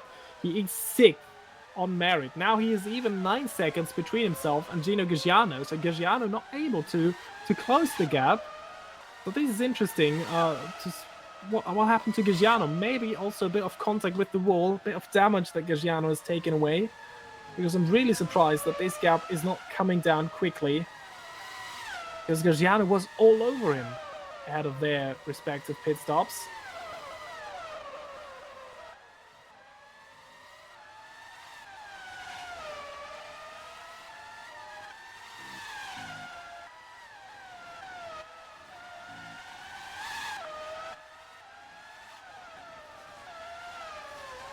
And I don't think we will see any more scheduled pit stops for now. Everyone is through with their strategy. They all can go to the end. What might be interesting, though, is Ruben Meshede versus Pascal Polens, because Meshede is on very fresh super softs compared to the very, very old mediums from Pascal Polens. Polens started this race on the super softs and switched to the mediums at the first safety car, which happened around lap 7, I think it was. So by the end of this race, these tires will be almost 70 laps old. So there still is a big opportunity for Ruben Meshede, and that gap is coming down quickly. Decent comeback here for Ruben Meshede. As I said at the beginning of this stream, he missed the round in Bahrain and Spain due to internet issues. These have been fixed, and he's back to challenge Yannis Woolborn. Today, that does not seem to be possible, for now at least. But at least he still can challenge the HRT guys, and I think indeed there might be some sort of issue for Gino Gagiano, who's now a lap down because Daniel Benton-Rieder has reeled him in. And Benton-Rieder, probably the only man that is possible, that is able to pull off a move here on this track. He's done so against Gonzalez Cativo, and let's see if he can do it against Gino Gagiano as well. Bit of a disappointing afternoon for Benton-Rieder as well. He was just behind Lucas Murno. Had an accident at the second restart, a little coming together with Murno, where he lost his front wing. It dropped him out of the points momentarily. He is back now in 8th. And he might have an opportunity to improve to 7th.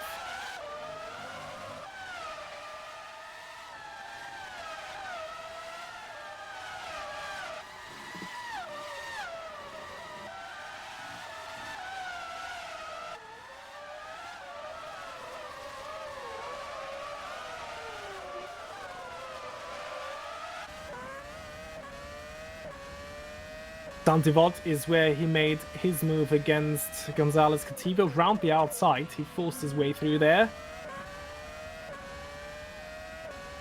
He's very close up the hill towards the casino. There is a yellow flag in Sector 3.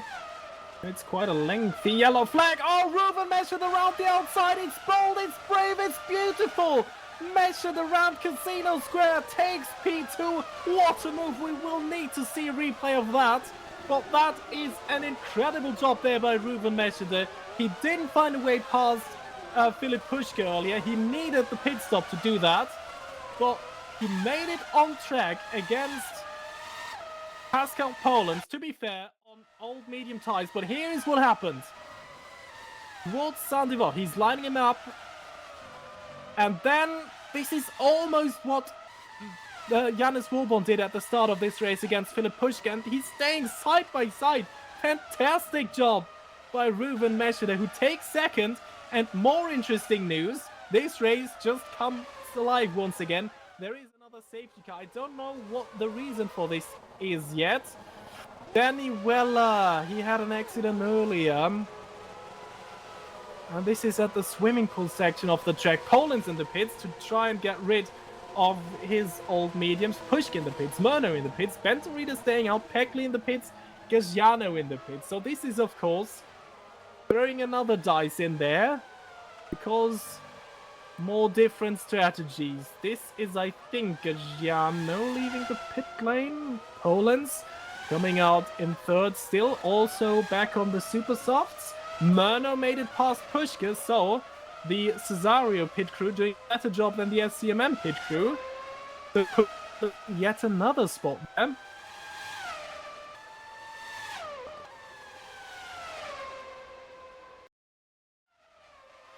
And here's a replay of what happened to Danny Vella. Oh, big crash! Oh no, and what a shame. This is also Matheus Machado out of the race. A big collision. Going into swimming pool, he entered the very quick left-right combination sideways, heavy into the wall, and taking out Matheus Machado in the process. So, one of the Potenza Esport cars that possibly had the opportunity to score points here today out, but Gabriel Peckley is still in there. And Ruven Meschede is back, and he has the tire advantage. Jannis Wohlborn is on mediums, and Ruven Meschede is on super softs. And this is what happened to Philip Puschke at the pit stops. Ah, what a shame. It's Gargiano occupying the pit box, and this is how Lucas Murno made it past the SCMM. More tough luck there for Philip Puschke. Murno is in the pits yet another time. I wonder what's happened there. So that is Puschke back to fourth. Another tire change for Lucas Murno. Very, very interesting. He remains in fifth because Benton Reader was a lap down, and he's still trying to get his lap back. Well, he got his lap back, but still trying to catch up to the queue.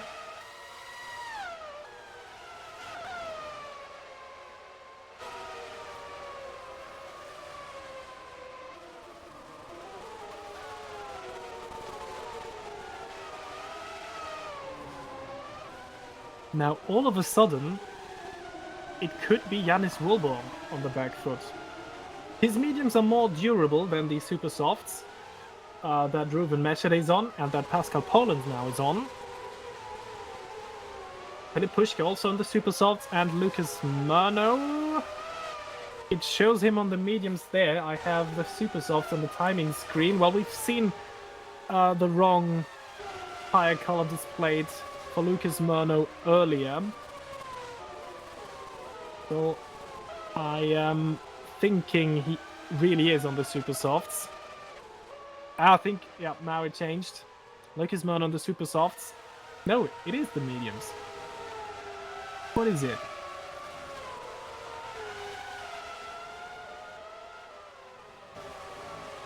Okay, here it still shows Murno on the mediums. Interesting. So maybe he's going for a bit of a different strategy. Benton Reader on mediums. No, Murno indeed on the super soft. So the original information was right. Now it's a refresh. And Murno is on the super soft. Sorry for the confusion there. But I therefore take that Benton Reader, Peckley, and Gargiano indeed are on the mediums. So a lot of different strategies now here at play for what could be the final caution of the day. But as they say in the USA, caution breeds caution. So we've seen that happen on the second restart. There was an incident between Benton Reader and Murno, and these two are now back together. Benton Reader on a great recovery. He had an amazing recovery drive here last year.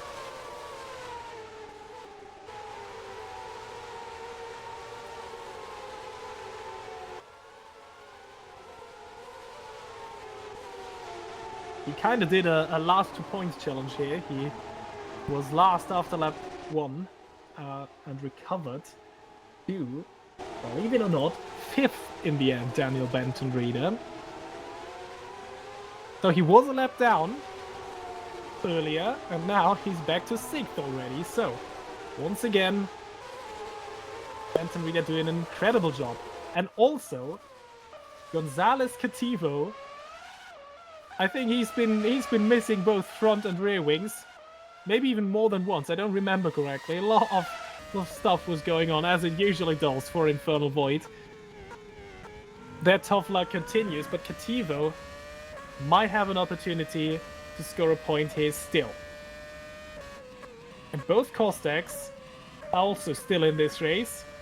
Still 1 lap down, or respectively 3 laps down. So this is still not over for them. But still it is Gabriel Peckley running in 7th. Having the big opportunity to tip Kostek for that first point scored in both of their WMSC history. I think we're now just waiting for Gonzalez Kativo to arrive at the back of the safety car queue, which may still take another lap. I don't know where Heyman and Quercio currently are. I think they already are at the back of the queue. So, yeah, indeed, it is just Gonzalez Kativo missing. They're just going up the hill towards Casino Square. So Kativo may arrive at the end of the queue at this lap in a few seconds. So we could see the restart maybe this lap, maybe just the next lap. We'll have to wait and see.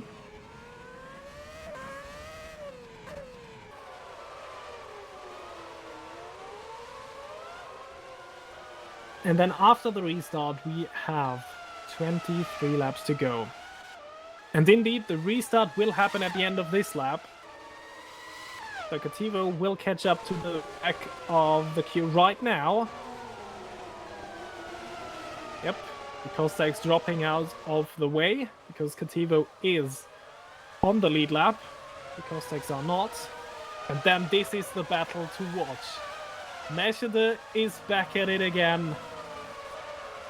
And he might have an opportunity to fight for the win after all here. Finished only 3rd in qualifying. He was beaten to pole by Puschke and Wilborn in that order.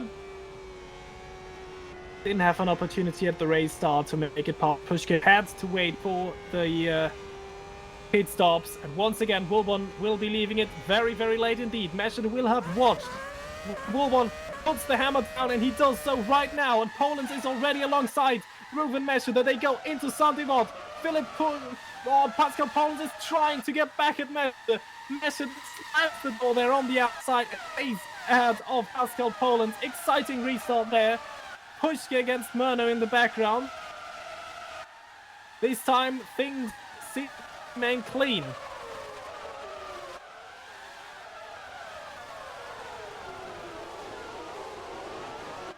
Meschede is all over the back. Oh, there is a collision. Kativo. No.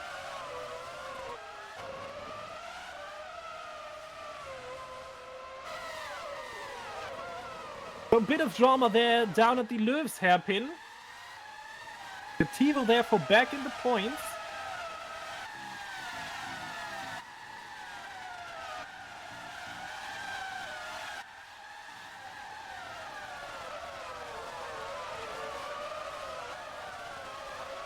So they will be trying everything to line up a move against one of the Holland Racing Team cars. He managed to do it once before. Can he do it a second time? Now this is what happened between Kativo and Gargiano. Kativo forcing his way through Santivot. A bit of wheel banging, but still hard but fair.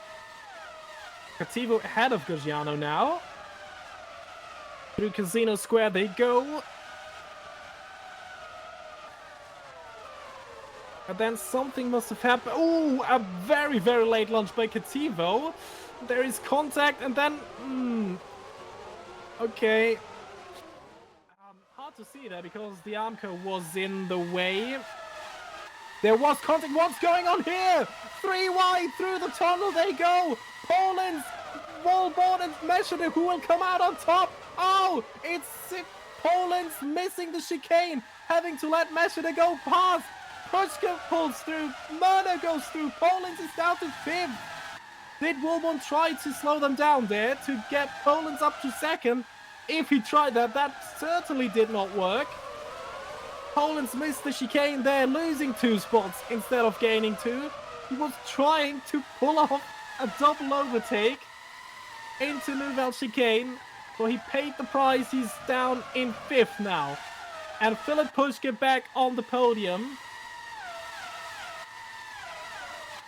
Oh, that is, you rarely see people go 3 wide at Monaco, and you do so for a reason. That is some crazy racing going on here today. And once again, Monaco is not disappointing him. Ruben Meshede once again closed the back of Yannis Wilborn. Not close enough to try anything into Nouvelle Chicane this time though. And now he also has to be wary of Philip Puschke behind him. And here is what happened. Oh, he tried it into Mirabeau. Oh, so this is where this already began. He is alongside Wilborn, trying to force his way through. He was almost ahead at the end of the Louvre's hairpin. Side by side, they enter Portier. And this is where Poland saw his opportunity. Oh, this is really on the edge stuff. And then Poland was up to second already. And had to miss the chicane. And also Yannis Wilborn barely moving the chicane. He was never full wheels off the road. Well, he's still past that first bollard. So lots of action there. Lots of wheel banging between Wilborn and Messer. They don't give each other an inch. We haven't heard from race control, neither about the Wilborn Messer to Poland situation there, nor about what happened with Cativo and Gargiano. So I think Wilborn Messer to Poland's hard, but fair question mark. It was very hard. What happened there? Messer is already on his final warning because he made a bit of contact with Puschke's rear wing earlier in this race. And then again, the situation between Cativo and Gargiano, I'm sure this will be taken into account as well in race control. After Cativo kind of spun out Gargiano, but was that move by Gargiano one round the outside of Mirabeau? I mean, he was passed. But then again, it is Monaco after all.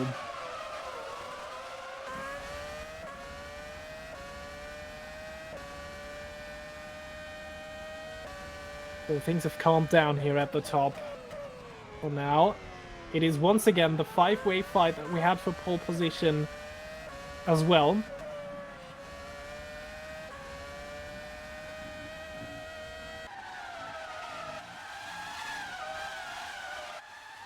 But for now, it looks like Meshede rather has to focus on defending from Puschke than trying to attack Wilborn another time.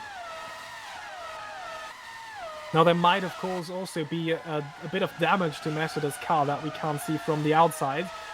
We've heard in the post-race interviews last time at Barcelona that the contact between Lucas Murno and Pascal Polens caused a bit of damage to both of them, that cost them a bit of lap time for the rest of the race. So this might have happened as well. And now these two are back together. Gonzalez Cativo against Gino Gargiano.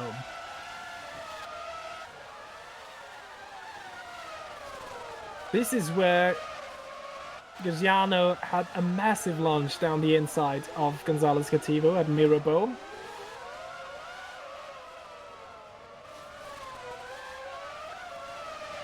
And he is all over the gearbox of that Infernal Void. He might be able to try something at the end of the tunnel again into Nouvelle Chicane. There they go. But Gargiano is staying behind very well. There they go. Here. really skip away from this. Because that battle is still there and something might happen at any moment. When you least expect it, they might be going 3 wide through the tunnel. This time Meshede is super close. I'm sure Poland's will have made Woolborn aware of where Meshede took him a few laps earlier.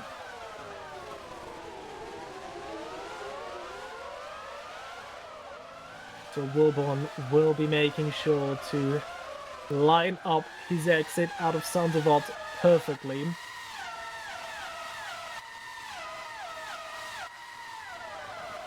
Because these were the cleanest moves we've seen today, taking a wide entry into Sandevot and then pushing full through up the hill. And this is where Woolborn took the lead at the race start and where Meshede muscled down Pascal Polens.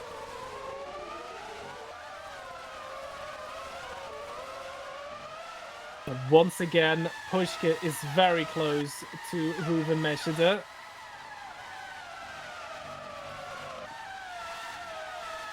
Still single file, they go up the hill towards the casino.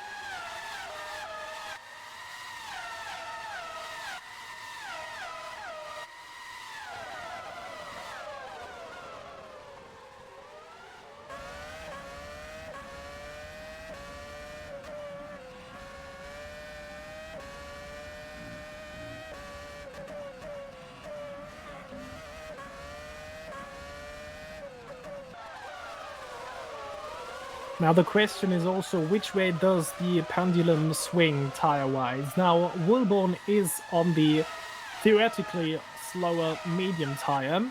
He switched a bit earlier onto those compared to Ruven Meshede, who is on the faster super softs, but also the less durable super softs. Same situation for Pushke, Murno, and Polens. Although these three use the third safety car period to switch onto a fresher set of super soft tires. So Woolborn and Meshede on the oldest tires, Woolborn on the mediums, more durable. So towards the end of the race, the tire advantage might swing towards Yannis Woolborn. But this time it looks like Ruven Meshede is very close through the tunnel. Meshede is having a little look, switching from the inside to the outside. But Woolborn positions his car brilliantly to defend from the Optiminal behind.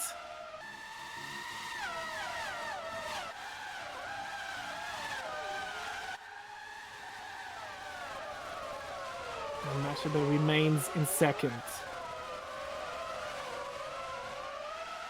But now once again on the main straight, it is Pushke being very close to Meshede. So this is really where it seems... Oh, Mauricio Quercio coming out of the pits, dropping down yet another lap. But getting out of the way well. Quercio, he was involved in some controversy together with Danilo Vaz, where they, drove into each other multiple times. Not what we would like to see here in the WMSC. As a result, Quercio received a 10-second stop-go penalty and Danilo Vaz was even disqualified from this race. Meshede not close enough this time, a bit further away than last lap. Ruta back they go, and already Pushke is closer to Meshede than Meshede is to Woolborn.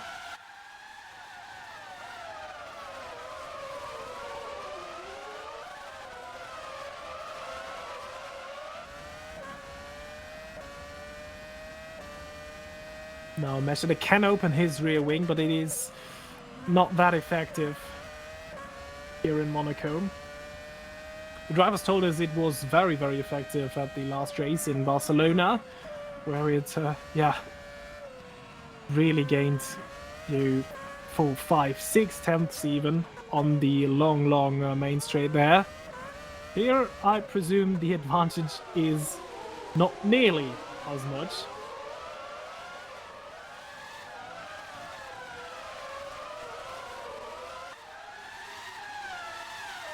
This time he's too far away once again. No opportunity for Measure this time around.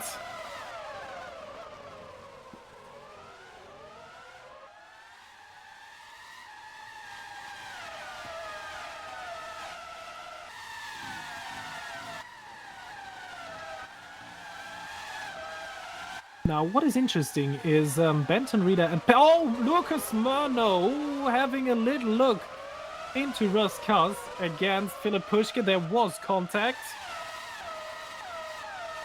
Lucas Murno also quite aggressive here today. He came very close to winning in Bahrain. And in Barcelona as well. That would have been his first win in the WMSC. Didn't quite manage to do it. But he might see the opportunity here to make it 3 podium finishes in a row. Oh, and here, Meschede is almost pushing Jannis Wilborn through the end of the... And I just got a note from race control. Lucas Murno, final warning for making contact with Philip Pushka there. Pretty unsurprising, because that was very desperate and I don't think that was ever on that move. So lots of stuff to do here for race control today. I think they've managed to do quite well here.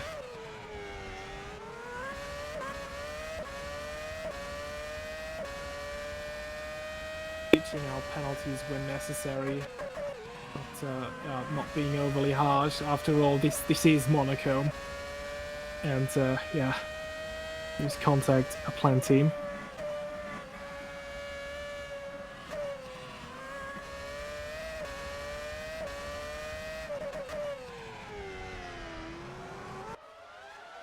Pushkin in the background had a little swerve there towards Mirabone, trying to unsettle Meschede. But I think Meschede is focusing on that car ahead.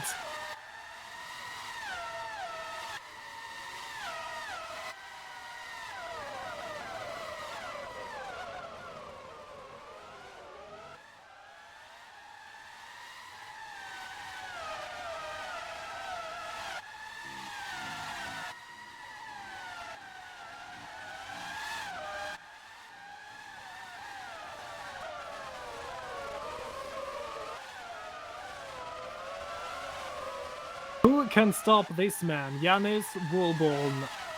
If he wins this afternoon, he would make it 4 out of 4, which might sound boring, but he always had to fight for it. And what looked like, ahead of that final safety car period, what looked like a maybe rather relaxed afternoon for Jannis, once again is turning into a race where he really has to fight for it.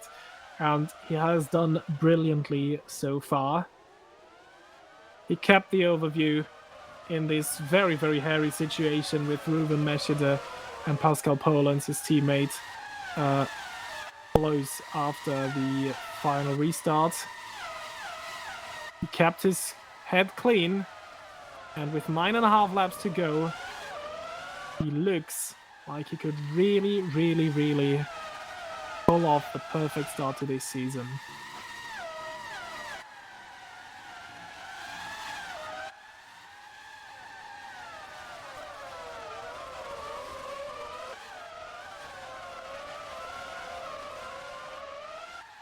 And once again, Philip Pushka is super close to Ruben Meschede there.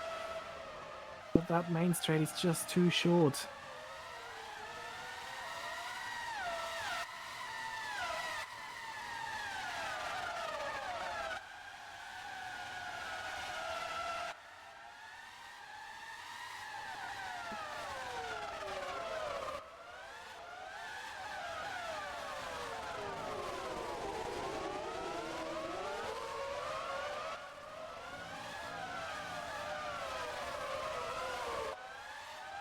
In the meantime, the situation between Gonzalez Cativo and Gino Gaggiano seems resolved.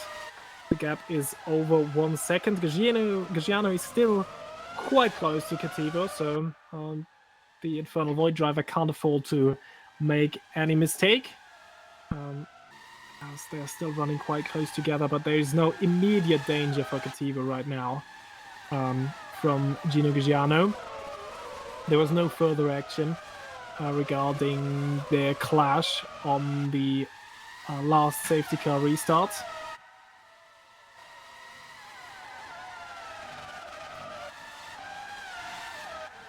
And also Peckley had to drop back from Benton Reader. They were pretty close a few laps ago, but I think Peckley now is trying to take it easy because he's on the verge of scoring not only his first points in his WMSC career, but also the first points for Potenza Esport. I said ahead of this race, this here today might be the prime opportunity for either Kostek or Potenza to score their first points ever. And Peckley has kept his nose clean and seems to be able to pull that off. Heyman looked to be in a prime position as well, but on the first restart he made very unfortunate contact with Danny Weller, which not only cost him a front wing but also a penalty. There is a yellow flag in Sector 2. Max Heyman in the pits, just as I was talking about him, and that yellow flag might have been caused by Mauricio Quercio. Wow. He looks like he's struggling to make it round the course. He has been involved in his fair share of incidents here today, so I think that car might be pretty battered, even though we don't see that from the outside. There might be a lot of damage that we can't see. And there is a Kostek just ahead. I don't think that is Quercio. I think that has to be Heyman. Let's just hope they don't become a factor in that fight for the race win.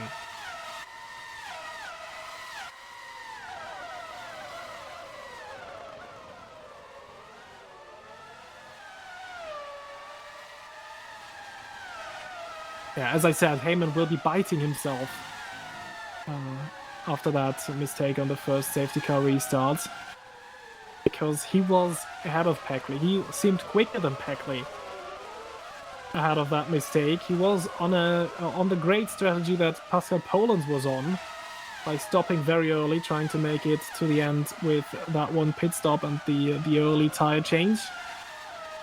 But then it all fell apart, and it will be difficult for them to come back.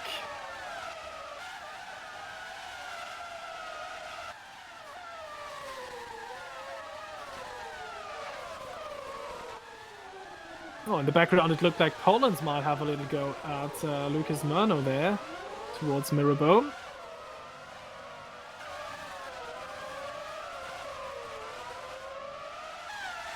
Once again, quite an eventful afternoon for the Brazilian. I'm still wondering what happened there in that latest safety car period, because he was past Pushka for a moment, because Pushka was held up in the pit lane by his own teammate of all people. And Murno was briefly up into fourth, but then he came in for yet another pit stop just one lap later. So still not too sure what happened to Murno there, but that might cost him a podium here today. The 5 last laps of this race were just started by Yannis Wilborn.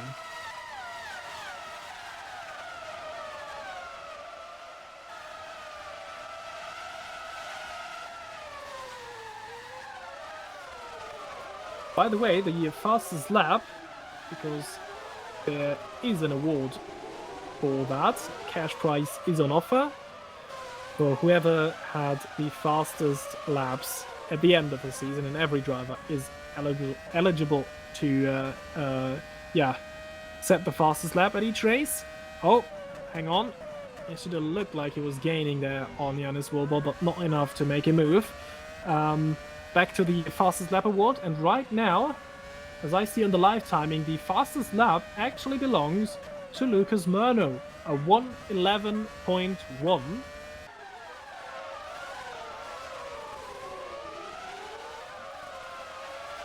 It would be the first fastest lap of Lucas Murno. In Australia, the fastest lap went to this man here, Ruven Meshida, and then in Bahrain and Barcelona, it was Yannis Wolbon who set the fastest lap.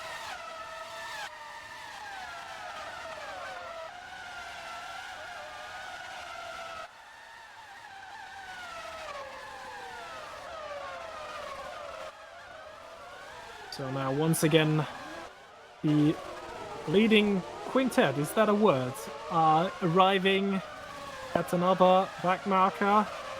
There's a Kostek. I think that might be... Is that Max Heyman? Yes, it is. Let's hope he does not get in the way of these five. There they are.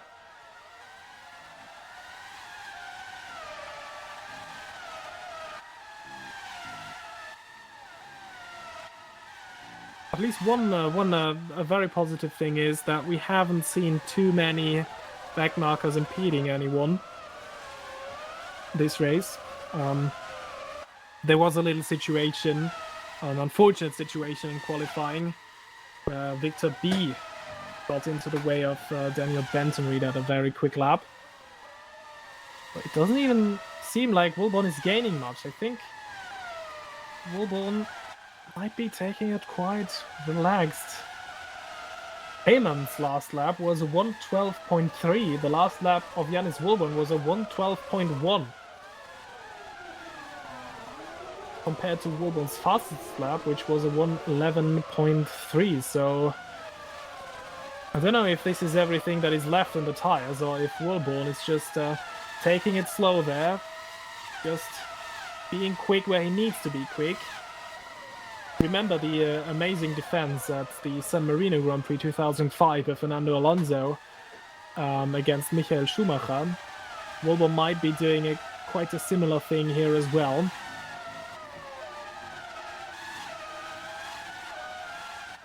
Oh, hang on, Gino Giugiano in the pits. Maybe the SCMM driver is going for that fastest lap award here. Wow, big moment there for Poland's accelerating out of Anthony Nose. Had a big slide there. Heyman getting out of the way very well indeed. Giugiano just left the pit lane, but he's now being held up by these guys probably. So his quest for the fastest lap might ironically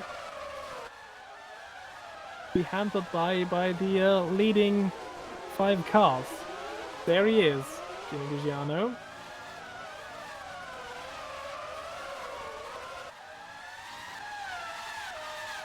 And Ruven Meshida is running out of time. Or has he given up already? Because, well, Monaco and overtaking, this just does not belong together. We've seen still lots of action on track, a few brilliant moves. One was actually pulled off by Ruven Meshida against the Holland Racing Team car. Against Pascal Paulens, which was for P2 back then. As Yannis Wolbon starts the final lap of round 4 of the WMSC 2024 season. He is about to make it 4 out of 4. 2 weeks ago he became the first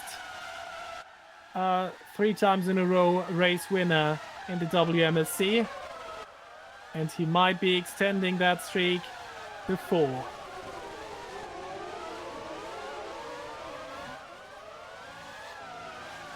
This now is the final critical bit where he has to defend, and he's got a big gap now to Meshida. 7.5 tenths. No chance for Ruven to pull anything into the Nouvelle chicane. Poland's aggressively taking these curbs there, but also for him, no chance against Lucas Murno. Yannis Wolbon has entered the final sector. He is coming round Raskas now. Just Anthony knows to go.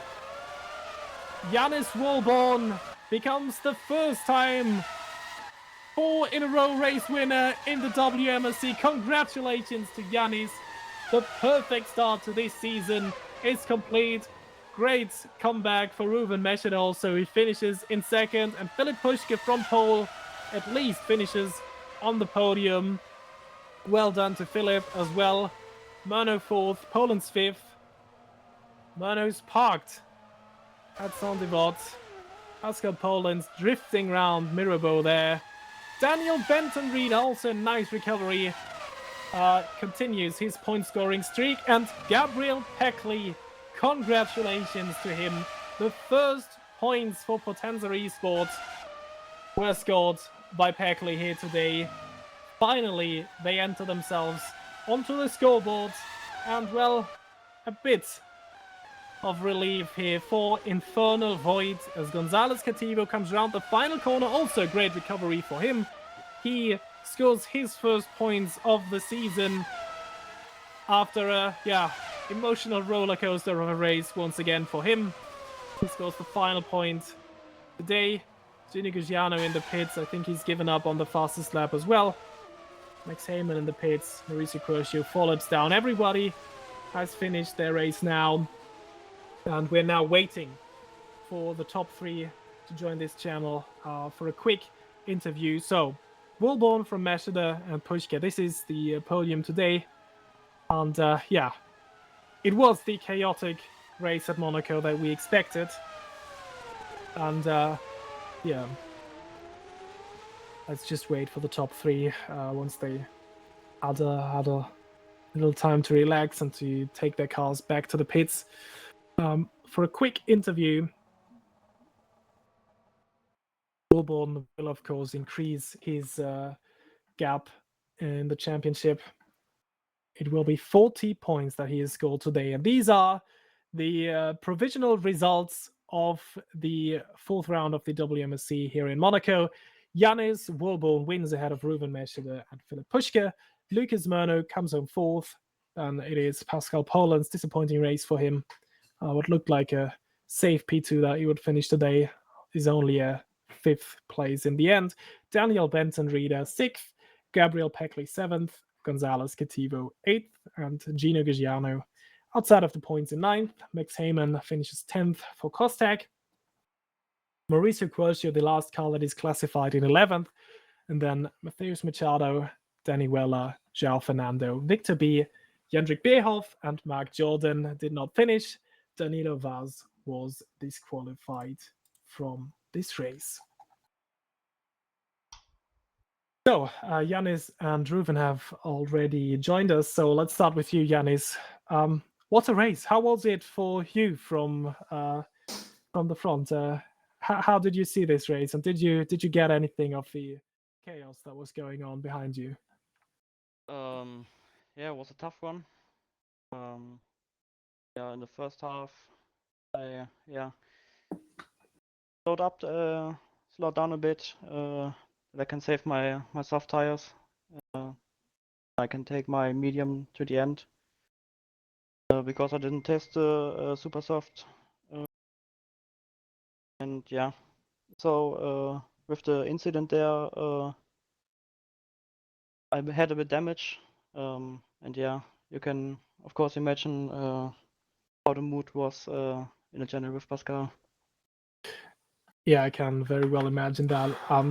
Talk us through the situation from your point of view, and what happened there after that final safety car restart. Yeah, I had an oversteer moment at the casino, which cost me momentum. So I went side by side with Ruben, and for me, it felt like I got touched a bit going to the chicane, and I wasn't able to get the chicane, and Pascal had to give the position back to Ruben, and lost 2 more positions because of that. Yeah, okay, very, very unfortunate situation for your teammate there. Now back to the race start. You pulled off a great move there against Philip out of Saint-Devote. Was it the super soft tires that helped you there, or was it something that you'd planned before the race? Yeah, I thought let's start with the super soft tire, so that we can see when there's a safety car at around lap 30 or something. That I can drive to the end with the medium, and yeah, I also wanted to catch Philip in the first lap, and yeah, fortunately it worked. Yeah, thanks. And once again, congratulations to yet another race win, 4 out of 4. So the perfect start for your season is complete.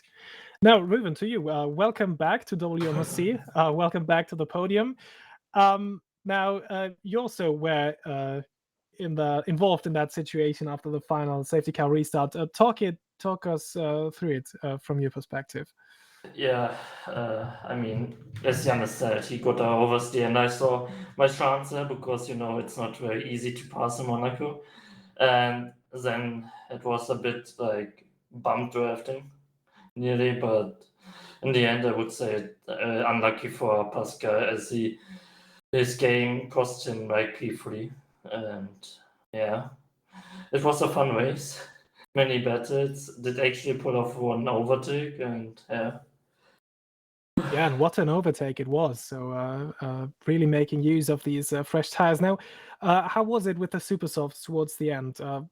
Was it tough on tire life, or was that not a big issue here today? I have actually a screenshot, and my tires were 14 on the front and 29 on the rear.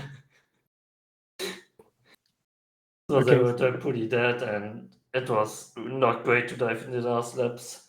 So I tried to push Yannis in the first lap, so because I knew if my tires were gone, it were no chance to win. But yeah, P2 is great comeback, and only one position more to go up after P3. So in Melbourne, so P3, P2, and P1 in Canada, hopefully. Yeah, so how do you see your chances for the next race in Canada? I think this is where you made your debut last year in WMSC. I mean, Canada was always a good track, and if I do enough work, setup work there, I will be able to fight for the front. But Yanis and Pascal will also be very fast again, as always, and also maybe Pushke. He surprised me today as he struggled a bit in Spain, Bahrain, and Melbourne. Yeah, then over to you, Philip. Welcome back to the podium.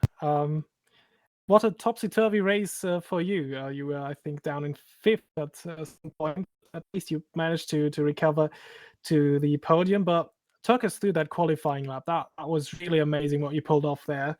I think a big surprise there today that you had the pole positions. So, did you think you really had it in you with that one lap you pulled off there? Yeah, I think I had it in me, but I didn't know how fast I could push it without crashing. So a few hours prior to the qualifying session, I did a few changes to the setup and it worked. So I found like half a second of pace, and then I thought maybe I could go for pole. I was pretty sure the last lap was good. Few mistakes and probably a few tenths lost, but overall, and at this track, you cannot get the perfect lap. You can, but that's one of 5,000 laps. So it was okay for me. So I messed up the turn one, and I just miscalculated the brakes. I just had cold brakes, and I just braked too late and gave up P1 without any really pressure behind me. But yeah, that's life. So gotta move forward, and pace was good again, but yeah, I'm not gonna be overwhelmed by this because the last few races and few weeks, months weren't really good for me. So yeah, let's keep on pushing and see what we can do. Also, let's look ahead for you. How do you see your chances going to Montreal? I think already next week. Do you think you can fight at the top as well there?